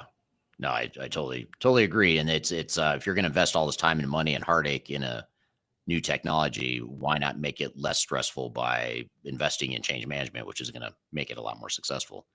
By the way, I'm going to ask, Absolutely. I've got a couple of last questions for you here in a second, Scott, but real quickly, I want to share for those that might be wondering, well, how do I avoid this kind of failure? You know, we've talked a lot about it, but how do we avoid it? I want to share with you guys a digital transformation report. We publish this each year We put out an annual report that has top 10 independent reviews of top 10 software rankings in the market space, as well as trends in the digital transformation space, as well as benchmarks and data to really help you navigate some of these challenges. And what I'm going to do is this is the page you can go to register to read that. I'm actually going to pop this up on the screen here, a QR code that you can scan right here. Whoops, right here. If you scan that QR code that you see at the top left of your screen right now, just scan that. You can download the digital transformation report. It's got a lot more best practices in it and lessons to help you avoid failure in your digital transformations. But as people are scanning that and hopefully reading that or downloading it for future reference, Scott, what do you think is going to happen with digital transformation failure rates in general? Do you think it's on the rise? Do you think it's going to get better? What's your forward-looking prognosis here? Good question. One of the things we didn't touch on is the quality of data and data management throughout this whole process. Because the reason I say that is a lot of these ERP applications or enterprise in general are introducing a lot of their automation, AI functionality in there. But if anyone's ever looked at Chat GPT and used it a couple of times, I love the disclaimer of like, the information may be incorrect. Don't use it. Don't plagiarize it. It may be false. You need to do your own research to find out whether it's true or not. I think a lot of organizations are going to be surprised because they're jumping on this whole AI world, and yet most of their infrastructure has redundant or old or bad data. And so these tools are going to leverage that infrastructure to give you recommendations or do work on your behalf. And yet you haven't really cleaned up your house in the first place. So I think we're still going through the blocking and tackling in a lot of cases. Obviously we can talk about Amazons and the like, where they have, 10,000 programmers, developing their own software and things like that. That's great. But most organizations that are in the business of technology still have a long way to go to get more modern systems and better data that takes a little bit of that blood and sweat. And then you can leverage some of these unique and awesome tools that are coming out in the marketplace. So probably not going away anytime soon. Just because I'm amazed even now that we have clients come into us and they're on, 20, 30-year-old legacy systems still. And they're like, hey, we want to do AI. Can we do AI today? No, like, it's the last thing. Probably not on the mainframe system that you're on, but yeah. So I think there's still so many organizations out there that need to get more modern. And because they haven't done something like this in a long time, we're probably going to still see some of those failure rates at probably consistent levels for the time being. Right. If you have an issue with this QR code, just go to thirdstage-consulting.com. And at the very top, just go to the resource center. It should be the first featured report you see is the 2025 Digital Transformation Report. By the way, if you go to that resource center, you can also get a guide to change management, which I know Scott was talking quite a bit about change management. There's a phase 0 implementation planning checklist you can download. How to choose a system integrator. There's a guide to successful SAP projects, guide to successful Oracle projects, all kinds of stuff that you can download for free. So just go to thirdstage-consulting.com if you want to check that out, if this QR code doesn't work in particular. But just as a closing question here for you, Scott, what if you were to leave the group here with 2 or 3 tangible pieces of advice to avoid failure, what would that be? What are the 2 or 3 things we need to, of all the stuff, great stuff you've shared with us here today? How do you narrow it down to 2 to 3 things that that's what you want us to remember? Know your house is my first one. So before embarking on any kind of transformation or system implementation, know what's going on today. Know everything that you possibly can, what's happening today in your organization. And little side note, I'm still amazed. This is another thing that I'm still amazed with our clients is that when we get multiple departments in one room and talk about an end-to-end process, I'm still amazed at how often people are learning new things for the first time working with this team. So when that happens, recognize that people really don't know everything going on in their house for this to be successful, because what that means is that once you start the implementation, everyone's learning new stuff still. And that shouldn't be the time where these things come out. So spend the time now before you embark on any kind of major project to get that team together and talk about end-to-end things of what's wrong and what's right. That will go a long way. But I also think that it's important for the organization to understand where they want to be when they grow up. And I maybe even mentioned that a couple of times with you in the past, that where are you headed, right? But don't shortcut that. It takes a little bit of time to get there. So when we talk about project coordination, what's your first step? What's your second step? What are those projects that you can do sequentially? And what are those projects you can do in parallel? Right. And if it has to happen sequentially, then that's what has to happen. Don't try and speed it up because you want the end result soon. Right. That's going to get you in trouble. Our best clients, quite honestly, are those projects that are in failure mode and they hire us for the assessment. Yeah. And the only reason that's good is that they understand some of the things we're saying are true. Organizations that haven't started a project like this, they hear the concern and the caution and the guidance that we give. They tend to kind of, oh, whatever. And then we almost always get a call back. Yeah. A year later or 6 months later going, can you help us?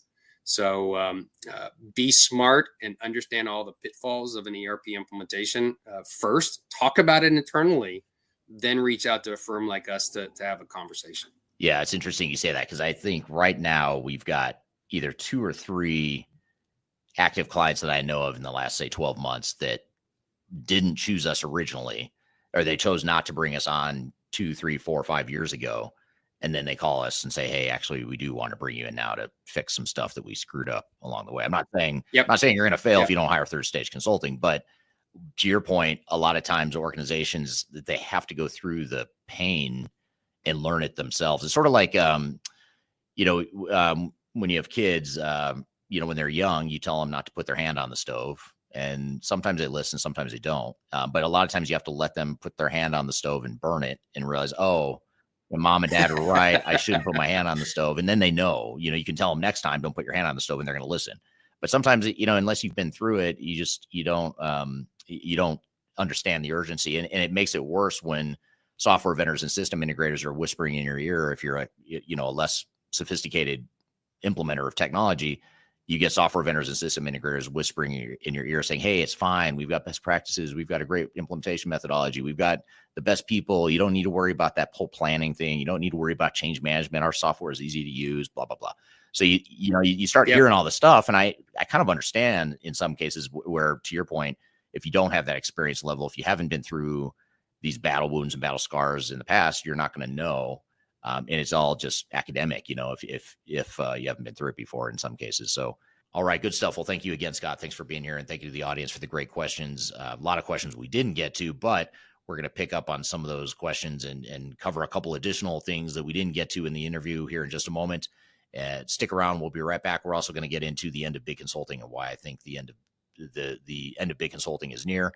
So stick around. We'll be right back. We're going to cover all that stuff here in just a moment. We'll be right back with more Transformation Ground Control.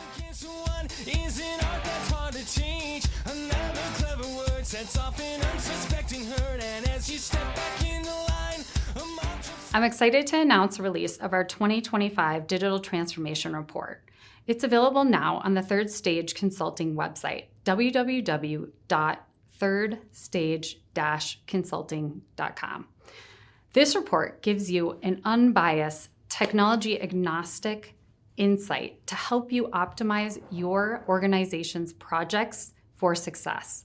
Get your copy today using the QR code in front of me or on our website. Are you looking for ways to promote your product or service to enterprise technology decision makers and influencers throughout the world, like the ones who listen to this podcast?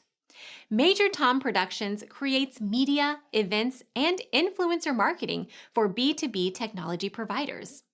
Our productions are exciting, educational, disruptive, and effective. Most importantly, they create results. Our content is unlike any other in this industry, engaging, influential, and trusted by technology buyers and influencers throughout the world. Each month, our productions reach hundreds of thousands of targeted buyers and decision makers who trust and engage with our honest and tech-agnostic content. With long-tail viral results and engagement with our content, Major Tom Productions provides a way to reach your target market and create awareness, calls to action, and a connection with potential customers. So collaborate with us today. Learn how we can feature your product or service on podcasts such as Transformation Ground Control, Journey to S4HANA, and Journey to Dynamics 365.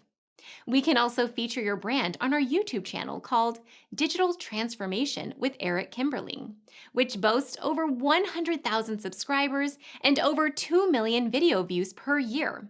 You can also participate in our in-person events, including our Digital Stratosphere Conference. Contact us today to learn more. We can tailor a marketing campaign that works for you.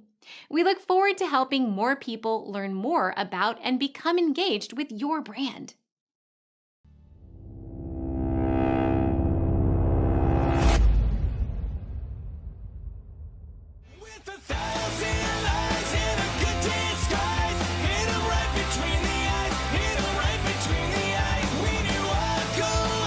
Hello, welcome back to Transformation Ground Control, episode number 211. My name is Eric Kimberling here with Darian Chwialkowski. You can find new episodes every Wednesday at transformationgroundcontrol.com. The show is sponsored by Third Stage Consulting and produced by Major Tom Productions. So, Darian, we just had Scott on the show from Third Stage Consulting from our team here at Third Stage, and really interesting conversation. I feel like we had to cut it short, even though it wasn't a short conversation. But what were some of your thoughts or follow-up questions from that conversation? Yeah, it was a great conversation. One thing that Scott mentioned, I guess that really stood out to me was how companies really rush through the planning phase because he said they feel like it's lost time. And they really want, to get to what they feel is the tangible stuff like designing, building, and testing. But then, it seems that every single time then they pay for it later when they hit major issues and they have to scramble to fix things before going live. I think this is something that we've seen often, but what do you think is the best way to shift that mindset within a company? And how do you get leadership to see planning as an investment rather than a delay? Yeah, it's a tough question. We do struggle with this, quite frankly, because the human instinct, like we talked about in the interview, the human instinct is to just do something. We didn't get into it in the interview. I actually meant to bring it up, and then I got sidetracked by another question or another thread. But one of the things that one of our guests on the show brought up, I can't remember who it was. It was years ago, though, and it kind of stuck with me. And that is this concept of action bias. And I believe it's Christina Sariano. She's a professor at the Colorado State University, or she used to be at Colorado State University. Now I think she's at University of Georgia in the United States. But someone, believe it was her, was talking about action bias and how we as humans have this bias towards taking action. In other words, it may be in our best interest to do nothing. We may actually be making things worse by taking action in some cases, but we are going to lean towards taking action because that's who we are as humans. And I think that's what we get. That's where we get the best of ourselves here in these implementations, where we feel like, well, why waste? I put the word waste in quotes. Why waste 3 or 6 months on a planning phase if we can make more progress and get ahead by just starting on the technology work stream now? And that is true that in the short term, you will be faster and further ahead by starting now. But I can almost guarantee you with 99.9% certainty that longer term, you're going to be way behind if you just jump into the implementation. It's sort of like if you decide you're not going to warm up or practice or eat breakfast before a marathon. You're like, well, why eat, when I could just go start the race now? Or why sleep if I go do the race now? It's sort of that same mentality. It's like, yeah, you will start out ahead because you're starting now, but the fact you didn't sleep or eat probably is going to mean you're going to lose the race longer term. So that's the kind of way to think about it. And, the other way to think about it too is, when you build, and I was trying to do this a little bit with Scott, talking about when we're talking about Spar Group, I was talking about how, they spent 500 million euros on this SAP project that they have nothing to show for. You think of how many stores they could have opened, how many, how many stores or factories could be built if it was a manufacturing company. And I think most leadership teams at a company that does big capital investments, they would have better governance in place and better planning in place around these other capital investments. But when it comes to IT and ERP and digital transformation, for some reason, they don't treat it with the same level of discipline and rigor as they do any other capital investment, like an acquisition or building a new factory or opening 100 new stores or whatever. They seem to manage those capital investments with much more discipline. And then when it comes to ERP implementations, they think, well, sure, let's just not worry about a plan. Let's just go build technology, which they would never do when they're building a factory. They would never do that without a blueprint and an architect and general contractor in place and all that stuff. So that's the way I would do, is try to tie it back to what they know makes sense in other types of investments and projects that they do. And I think intuitively they know that that's the right answer, but they don't apply that same concept to IT for some reason. They think of IT as it's just IT. It's different. Well, it's not. I mean, it's just because you can't see the technology in the same way you can see a factory doesn't mean you should treat it, with any less discipline. So you sort of have to speak their language, and it's a lot easier said than done. I struggle with this a lot because I end up dealing with the executive teams of our clients, especially our bigger ones, and it's hard to get that message to land. Yeah, that's super interesting. One other thing that I found interesting, though, during this conversation with Scott was when you guys were talking about how organizations can be afraid to report the true status of their project as well. I think you said, everything looks green until suddenly it's a disaster. And it reminds me of some of the expert witness, cases that we've talked about, where the problems are building for months, but then leadership wasn't really getting the real story.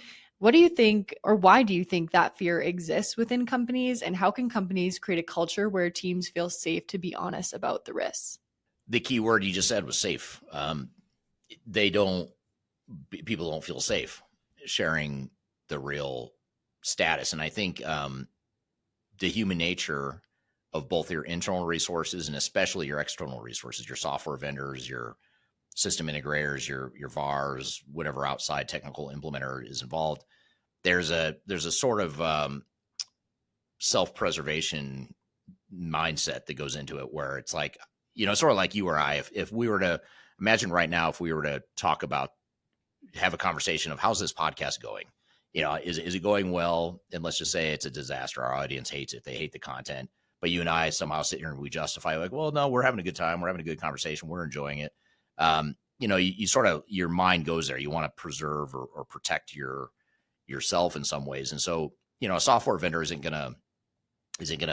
not going to be in their best interest to point out every single flaw and deficiency in the project. I'd be like you and I sitting here too and let's talk about all of our imperfections. Tell me, go Darian, tell me all the things that, all your weaknesses, and I'll tell you mine, which is going to take like 3.5 hours for me to talk about all the things that are wrong with me. So, you look at it from that perspective and it's just not comfortable, and people don't feel safe, to use your word. But I think you have to create this mindset and a culture on the project that we're not here to point fingers. We know this is going to be a challenge. We know there's going to be a ton of things that go wrong in this project, and we're not going to blame anyone. But the key is we need to recognize and identify it, because then if you ignore it, there's going to be a lot more people to blame and a lot more blame to go around if you don't identify it up front. So it's a lot less pain just to identify it up front and fix it, rather than waiting until some disaster happens and people start getting fired over it. So I think that's the key thing. Make it safe. Make sure you've got transparency and lines of communication through an objective channel, not through the software vendor, because they're never going to be the right party to self-grade their homework. You're going to need someone that can be more objective and impersonal, or not impersonal, but just less emotional about it. Yeah, that makes sense. And I guess one follow-up question to all of this would be, is it the right move for executives to be asking for status reports to get more of an accurate picture of what's going on, or what should that process look like? Yeah, I mean, status reports are important. So even though it's a flawed process on a lot of projects where there's a lot of false greens and false security you get from seeing green on a status report, it's not the status reporting or the status report itself that's the problem. It's the people providing the inputs to the status report. And so you need the people to be objective and independent. And also, you need them to recognize where the risks are. The risks are not just with the software and the technology. The bigger risks are with the organization, with the operations, with the leadership commitment, with the user buy-in, all this stuff. That's where the risks are. But yet your software vendor and system integrators generally aren't looking at that. They're looking at the technical risks. So you need someone that's objective, unbiased. They're not there to paint a overly optimistic picture for the vendors. They're not, because the vendors are trying to protect their revenue stream. They don't want to put their revenue stream at risk. These are massive, profitable revenue streams for them. So it doesn't help them to point out the things they're doing wrong or the things that could be perceived as them doing it wrong. So you need someone that's independent and doesn't have that financial tie or that bias. You need someone independent to provide the reality of what's really happening. Maybe that green is not green, it's yellow. And that's okay. If it's yellow, that's fine. I mean, yellow is fixable. When it gets to red, that's a problem. So let's not let it get to red. Let's pick it up. Let's catch it at yellow and get it back to green, or at least know that it's yellow, know that we've got it under control longer term. So I think that's the big thing, is that independence and the inputs into the project reporting or the project status updates have to be unbiased and agnostic. Yeah, absolutely. But what a great conversation with Scott. Like you said, I feel like every time he comes on, it's always a great conversation, and we hear a lot of different perspectives from him. So that's always nice. Yeah, and I think we could take the audience questions we didn't have time to get to. We could take that, and that could be a whole nother episode right there with those questions, because there were so many great questions we just didn't have time to get to. But yeah, we'll definitely have him back. We'll dive into it in more detail. People seem to like talking about failures and case studies in general. So there's a lot to learn there, and we'll have him back on the show later in the year. But in the meantime, we're going to shift gears and talk about another, maybe it's not the most optimistic view of the world, but it's the end of big consulting, and why I think the big consulting model is flawed, and why I think it's failing us here in the 2020s, and why I think longer term it's not going to be viable. Either they're going to have to change, or they're going to not be relevant anymore. So let's roll this YouTube video that I recently published that sparked a lot of conversation, I would say, some positive, some negative, healthy conversation. But let's roll the clip, and then we'll discuss it here in just a moment. I started my career 25 years ago at one of the big consulting firms, PricewaterhouseCoopers to be exact. And the big consulting firms have been around for a long time. They've long dominated the enterprise technology space. Companies like PricewaterhouseCoopers, Deloitte, Accenture, KPMG, Capgemini, those are just a few examples of some of the really big global consulting firms that have hundreds of thousands of employees at each of them and have long dominated the tech consulting space. But now that the world is changing, I'm starting to question the viability of this large consulting business model, and I'll talk about why that is here today. Now, while I'm going to share a lot of information about system integrators and large consulting firms here in general, I also want to invite you to download our annual digital transformation report. This is a great way to learn more about the industry, including the types of system integrators, the types of consulting firms that are out there for you to choose from, as well as the different types of software solutions that you might look into. The report also contains a number of best practices and lessons to ensure that your digital transformation or ERP project is successful. So I encourage you to download that report, which you can find right here with this QR code in front of you, or you can go to the links below.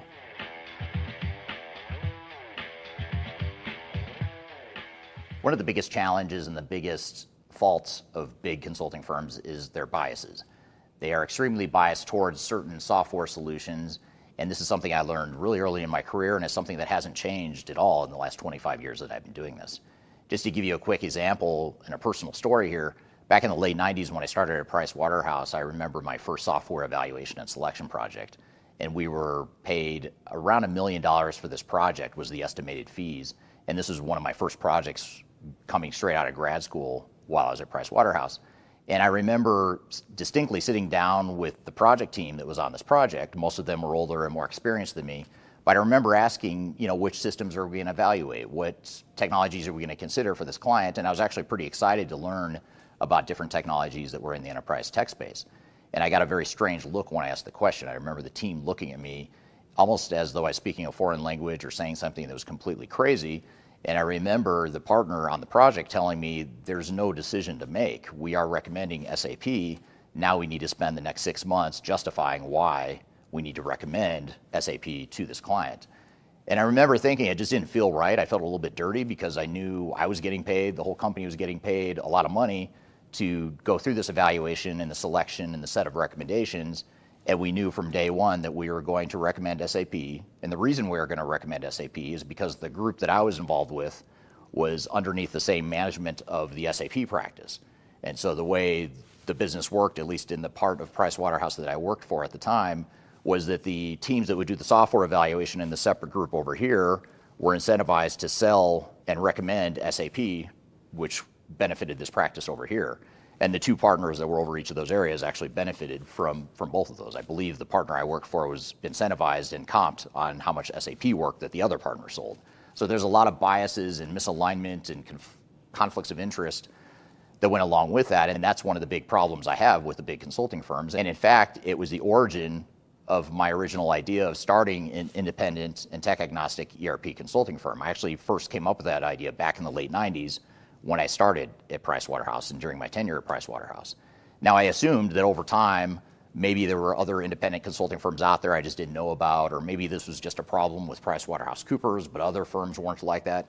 But what I found over the next 10 years in my career after that was that that's just how the consulting space works. Consultants oftentimes either are incentivized to recommend certain solutions because they have big practices that focus on that solution, and or they're getting commissions from the software vendors to make the recommendations that benefit that software vendor. And we get approached all the time at Third Stage Consulting, vendors that want to offer us 10 or 20% of the revenue that they generate from our recommendations, and we give them a solid, stern no every time because we are independent and agnostic. So those biases that you see in the big consulting space is something that I don't think is sustainable, and I think it's something that will hurt the larger consulting firms in the longer term.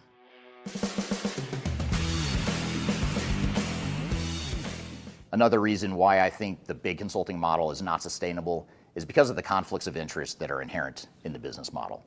Now, I talked about how many of the big consulting firms are incentivized financially to recommend certain products, and they benefit financially for that, and that in and of itself is a conflict of interest. But there's other conflicts of interest as well. One is that the big consulting firms have a pretty steep incentive to get as many bodies billable on your project as soon as possible. And it may sound normal enough. It doesn't sound like a big surprise. There's not necessarily anything wrong with that. That's their job, is to generate revenue for their organization. But your job as a CIO or as an organization that's investing in technology consultants to deploy technology, your job is to make sure that you're not minimizing cost, but optimizing cost and making the best use of those resources. And I remember distinctly when I was at the big 5 consulting firms back in the 90s, I remember having many internal conversations that we intentionally excluded the client from, where we were at the client site billing for our time, strategizing about how we could get more people on the project. In fact, that's how I got on my very first project at Pricewaterhouse. Is I had just come out of grad school, I had just gone through initial training, had never touched an ERP system in my life, had never been a consultant in my life until that moment. And I was put on a project where I didn't have anything to do for several months. It took a long time for me to get up to where I was actually working a full-time job. And during that time, I was expected to bill at least 50 to 60 hours. So I was billing for dead time because I was incentivized and I was expected and pressured to bill as much time as possible, even if I wasn't adding value. So that conflict of interest isn't in the interest of the client, but it certainly helps the big consulting firms. And another way that we see this conflict of interest manifest itself is that when you get a mid-size organization that's not a big Fortune 500 company, but they're a decent-sized organization, the big consulting firms will treat it like a big Fortune 500 company, and they'll try to staff it the same way. So let's just say they have some clients that are 100 billion or more in revenue, and they might put 200 people full-time on those sorts of projects. They'll try to put as many people as possible, or as close to 200 people as they can, on a mid-market company that might only be $5 billion. And that's just not cost-effective. It doesn't add value to the client. And long-term, customers are starting to figure this out, and that's why I think this model is outdated, and I don't think it's going to last very long.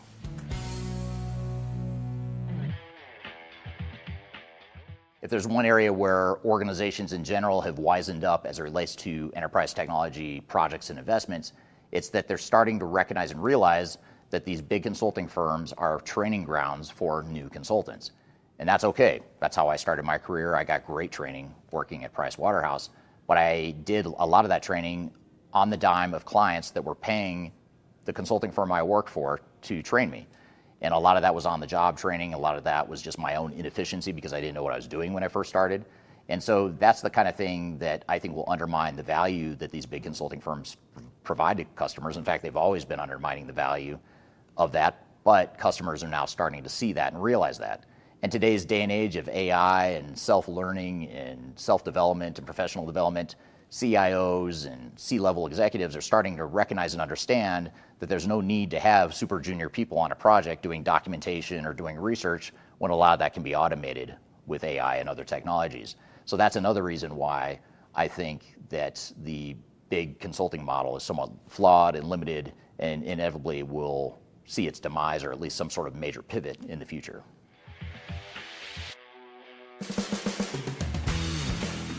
Big consulting firms come with big price tags. I'm not just talking about the rates that they charge by the hour for a daily rate for the consulting services, but I'm also talking about the overall cost. And this goes back to a point I made earlier in this video where I talk about how there's a conflict of interest in terms of the big consulting firms putting an immense amount of pressure on their employees to put as many people as possible on any given project. This just jacks up the cost and raises the cost of the project.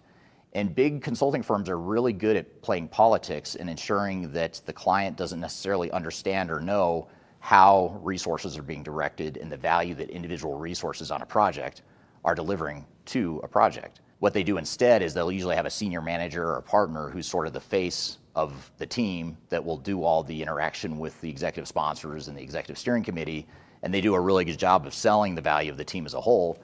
But having been part of these teams and having still been involved with these teams now as an external third-party independent consulting firm, we see it all the time, where these big consulting firms put bodies on projects, but there's not necessarily any rationalization or validation of whether or not we need all those resources at that time. A lot of times what happens is these firms are so hell-bent on staffing up the project as quickly as possible and as fast as possible, as much as possible, that they put bodies on projects and ramp it up at a certain run rate that's not sustainable for that project long term. So in other words, you might have staffing levels like this, but really you might be able to get by with a lot less of a staff at a slower burn over a longer period of time. So those are the sorts of things you need to look at. Is you need to have visibility into the project plan, the resourcing plan, the budget, the staffing forecast for the project, and the way the consulting firm is managing their people.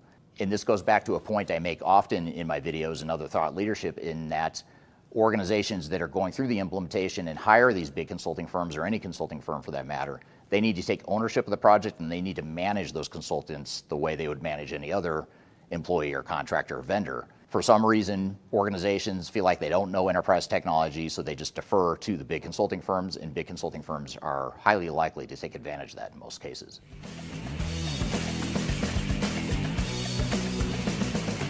Now, this is probably the most controversial point I'll make in this video, and that is these big consulting firms are oftentimes very arrogant. They have a superiority complex that oftentimes leads them to look down on people that are not part of their team or the client themselves. And what that does is it leads to a lack of transparency with the client. So these big consulting firms, as a broad generalization, are good at telling customers what they want to hear. They're good at isolating them from issues that might be percolating under the surface. They're good at hiding inefficiencies of their own team. They're good at hiding mistakes that the team might be making. And what happens is organizations pay for this in the end when they find out that the project is off the rails, that they weren't notified of certain risks that were happening, and in many cases the fox was guarding the hen house. And this is why a lot of organizations will hire us as an independent tech agnostic firm to provide quality assurance and oversight and management of these big system integrators, because we are not only good project managers, but we also know what it takes to staff these projects appropriately, and we're only paid by the customers, our clients themselves. So our only incentive is making sure that the client is successful, and that transparency and that ownership is something that we give to clients, and that's something that they need, whether you hire a company like us or not. But I'm curious to hear what you think, especially if you've worked for a big consulting firm, if you've hired a big consulting firm. I'm curious to hear what you think. Do you think the business value is there? Do you think there's flaws in the business model? Am I crazy? Is there positive aspects of this that I'm missing here? I do think there's value in what big consulting firms can bring to the table, but I also think there's a lot of downside risk, and I don't think that downside risk is sustainable. So I'm curious to hear what you think, though. Is there something I'm missing? Is the benefit outweigh the cost and the risk? I'd love to hear your comments below, so be sure to leave those. I'd love to hear your feedback. So that was a YouTube video I published recently about why I think the end of big consulting is near and what some of the problems are with the consulting model. What are some of your thoughts and takeaways from that video clip, Darian? Yeah, I mean, I really liked the video. I thought it was great, but I want to actually point out something different. I want to point out some of the comments we got on the YouTube channel from this video. A couple one was from a Big Four employee or a former Big Four employee, and they said this is also true. Another was a consultant who worked for KPMG, Deloitte, IMB, Accenture for 24 years, they said. And they said it was the same everywhere they went, and clients don't really see what's happening. And then this last one really kind of stuck with me. It was, if I had $1 for every firm that called me to clean up the issues caused by these firms, I'd be retired. I feel like that last one is just such a good, encompass of all the different comments we got from people saying like, thank you, Eric, for bringing this to light, and agreeing with it. And I think that speaks to this really not being talked about that much, and how much of a problem it really is. I mean, the biggest takeaway, I guess, for me would have been how deep this bias really runs for these companies, and how it really seems like they're just selling instead of consulting a lot of the times. So I think there's a lot of problems that go within it. But I guess with so many ex-consultants confirming this, or current consultants confirming this, why do you think that companies are still, I guess you could say, like, falling for it? Oh man, that's a good question. So many different directions we could take that question. I'm trying to decide which, and I have very strong opinions about this whole topic, obviously, as you probably sense from the video. Well, first of all, let me say this. I was really surprised at how many people validated what I was saying. I expected there to be a lot more people coming to the defense of the big consulting firms. And there are some on there that and I think most of the counterpoints to mine were very respectful, and it wasn't like a lot of hate that I was expecting to get. It was more like, hey, this is, I appreciate your videos, but this is where I think you're wrong. This is the value that that big consulting firms can provide. But it was really interesting how many people just validated it all, in that, and why companies ignore it. I think it is such a rigged industry. I mean, it is such a masterfully constructed ecosystem of perpetuating self-interest that it's hard to break. And what I mean by that is, you think of like Accenture and Deloitte. You get all these people that work their butts off to get to partner. And then a lot of times those people, on their way up will move to other companies, and then they end up hiring that same firm because that's where they came from and all their buddies work at that firm. And so you get this sort of incestuous sort of mindset. And then you add to the fact this perception that no one ever got fired for hiring IBM, or no one ever got fired for hiring Accenture, which is total garbage, but it is the perception. Because you pick any one of those big names, I'll give you a list of CIOs who have been fired for hiring them. But yet people still have this perception that it's the safe bet. Or what's really interesting, and I didn't talk about this in the video, is what's really interesting is I feel like a lot of CIOs and organizations are so risk adverse. And this sounds sort of twisted and warped in some ways, and it is, but they're so risk adverse that they think they'd be better off failing by hiring a big name rather than taking the risk of failing by hiring a no name. And so I think there's sort of this resignation or this hedging mindset that goes into this, where a CIO says, well, this project is high risk and it's likely to fail. And if I'm going to go down in flames, or if it is going to run into challenges, I want to at least have covered my ass by saying, at least I hired IBM, or at least I hired Accenture. I hired a big name. I spent a lot of money. I did all the right things. But I can make a pretty strong case that you're actually doing the wrong thing, and you're making your odds of failure higher by hiring one of those big firms. So I don't know. I don't know if that really answers your question of why it is. But that's one of the dynamics we see, that twisted mindset of risk aversion, as well as the perpetuating self-interest. And then, the other thing I'd add in is that, these big consulting firms are just the masters of selling. I mean, they're so good at it. And in fact, I learned a lot about how to sell by working at one of these firms, because they're so good at it. And they're so good at spin. They're so good at protecting the client from the truth, protecting the client from inefficiencies, protecting the client from all the internal political crap that they do as big consulting firms. And they just have a good way of making clients feel good. While shit's hitting the fan over here, they have a good way of making the client feel good about it. And I don't know what it is. It's just sort of a political finesse that these big companies have. I saw it firsthand. I mean, if you're a partner, you're really good at that. You have to be good at that to be a partner at one of these firms. You have to be really good to take a shit show of a train wreck over here and make a client feel good about it or feel okay that everything's going to be fine. And they're just good at it. I don't know how else to put it. Yeah, that's super interesting. I guess one question I have going off of that would be, I guess, if there is any trust being lost in these big firms, who's really filling that gap? Well, I mean, our goal is to fill the gap, as a company at Third Stage. And that's why I started the company, is because I wanted there to be a really good alternative to the big consulting firms. In other words, I wanted us to be former Big Five consultants that are sort of jaded from having worked at these big consulting firms. And that's what a lot of our team is. And in fact, that is one of the critiques. That's probably the biggest criticism I got in that video was, well, you're just saying that because you are an alternative to the big consulting firms, and it serves your self-interest to convey that message. And that's true. It does help us. If people see what big consulting firms are all about and the real flaws and the warts with big consulting model, then yes, they are going to gravitate to companies like us. And yes, it's going to benefit us. But does that mean we shouldn't point out what everyone seems to be validating, which is the big consulting model kind of sucks? That's kind of what we're saying here. And it seems as though the market is agreeing with us, or at least people viewing the videos and consuming the content seem to agree with that. So, it's sort of like, it's a weird thing. It's almost like the biggest criticism we got on that video was, well, you're just saying that because it helps you. Yeah, it does. It does absolutely help us. But does that mean I shouldn't point it out? And so I guess that's the big takeaway for me there. Yeah, absolutely. It was a great video, though. Lots of things brought to light that I think are really interesting, and we don't hear a lot from other people. So that's always a good thing. But I guess I have one question, not for you, but for the audience, just to kind of get a little bit more insight if we can.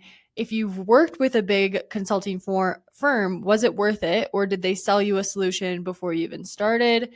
I feel like this would be a great question for our audience to answer and give us some insight onto, what have they experienced working with a big consulting firm? Yeah. If you've hired one, or if you work for a big consulting firm, love to hear your experience. What was interesting too is that, back to the interview with Scott Janke talking about ERP implementation failures earlier in this episode, that comment that I brought up from someone who worked at a consulting firm that said, I'm 21 years old. I've only been doing this for 8 months, and I'm expected to, I forgot what the exact words they use, but basically I don't feel right about, the value I'm providing versus what I'm expected to bill. And that's exactly how I felt growing up in that space. But I thought it was interesting that we weren't even talking about this topic yet, but someone came out and brought that up as we're talking about ERP implementation failures. And I think there is a direct correlation between the self-interest of big consulting firms and the failure rates. I think that absolutely contributes to the failure, and their model is broken. And that's why I think it's not sustainable, and it's not going to last long. So, yeah, absolutely.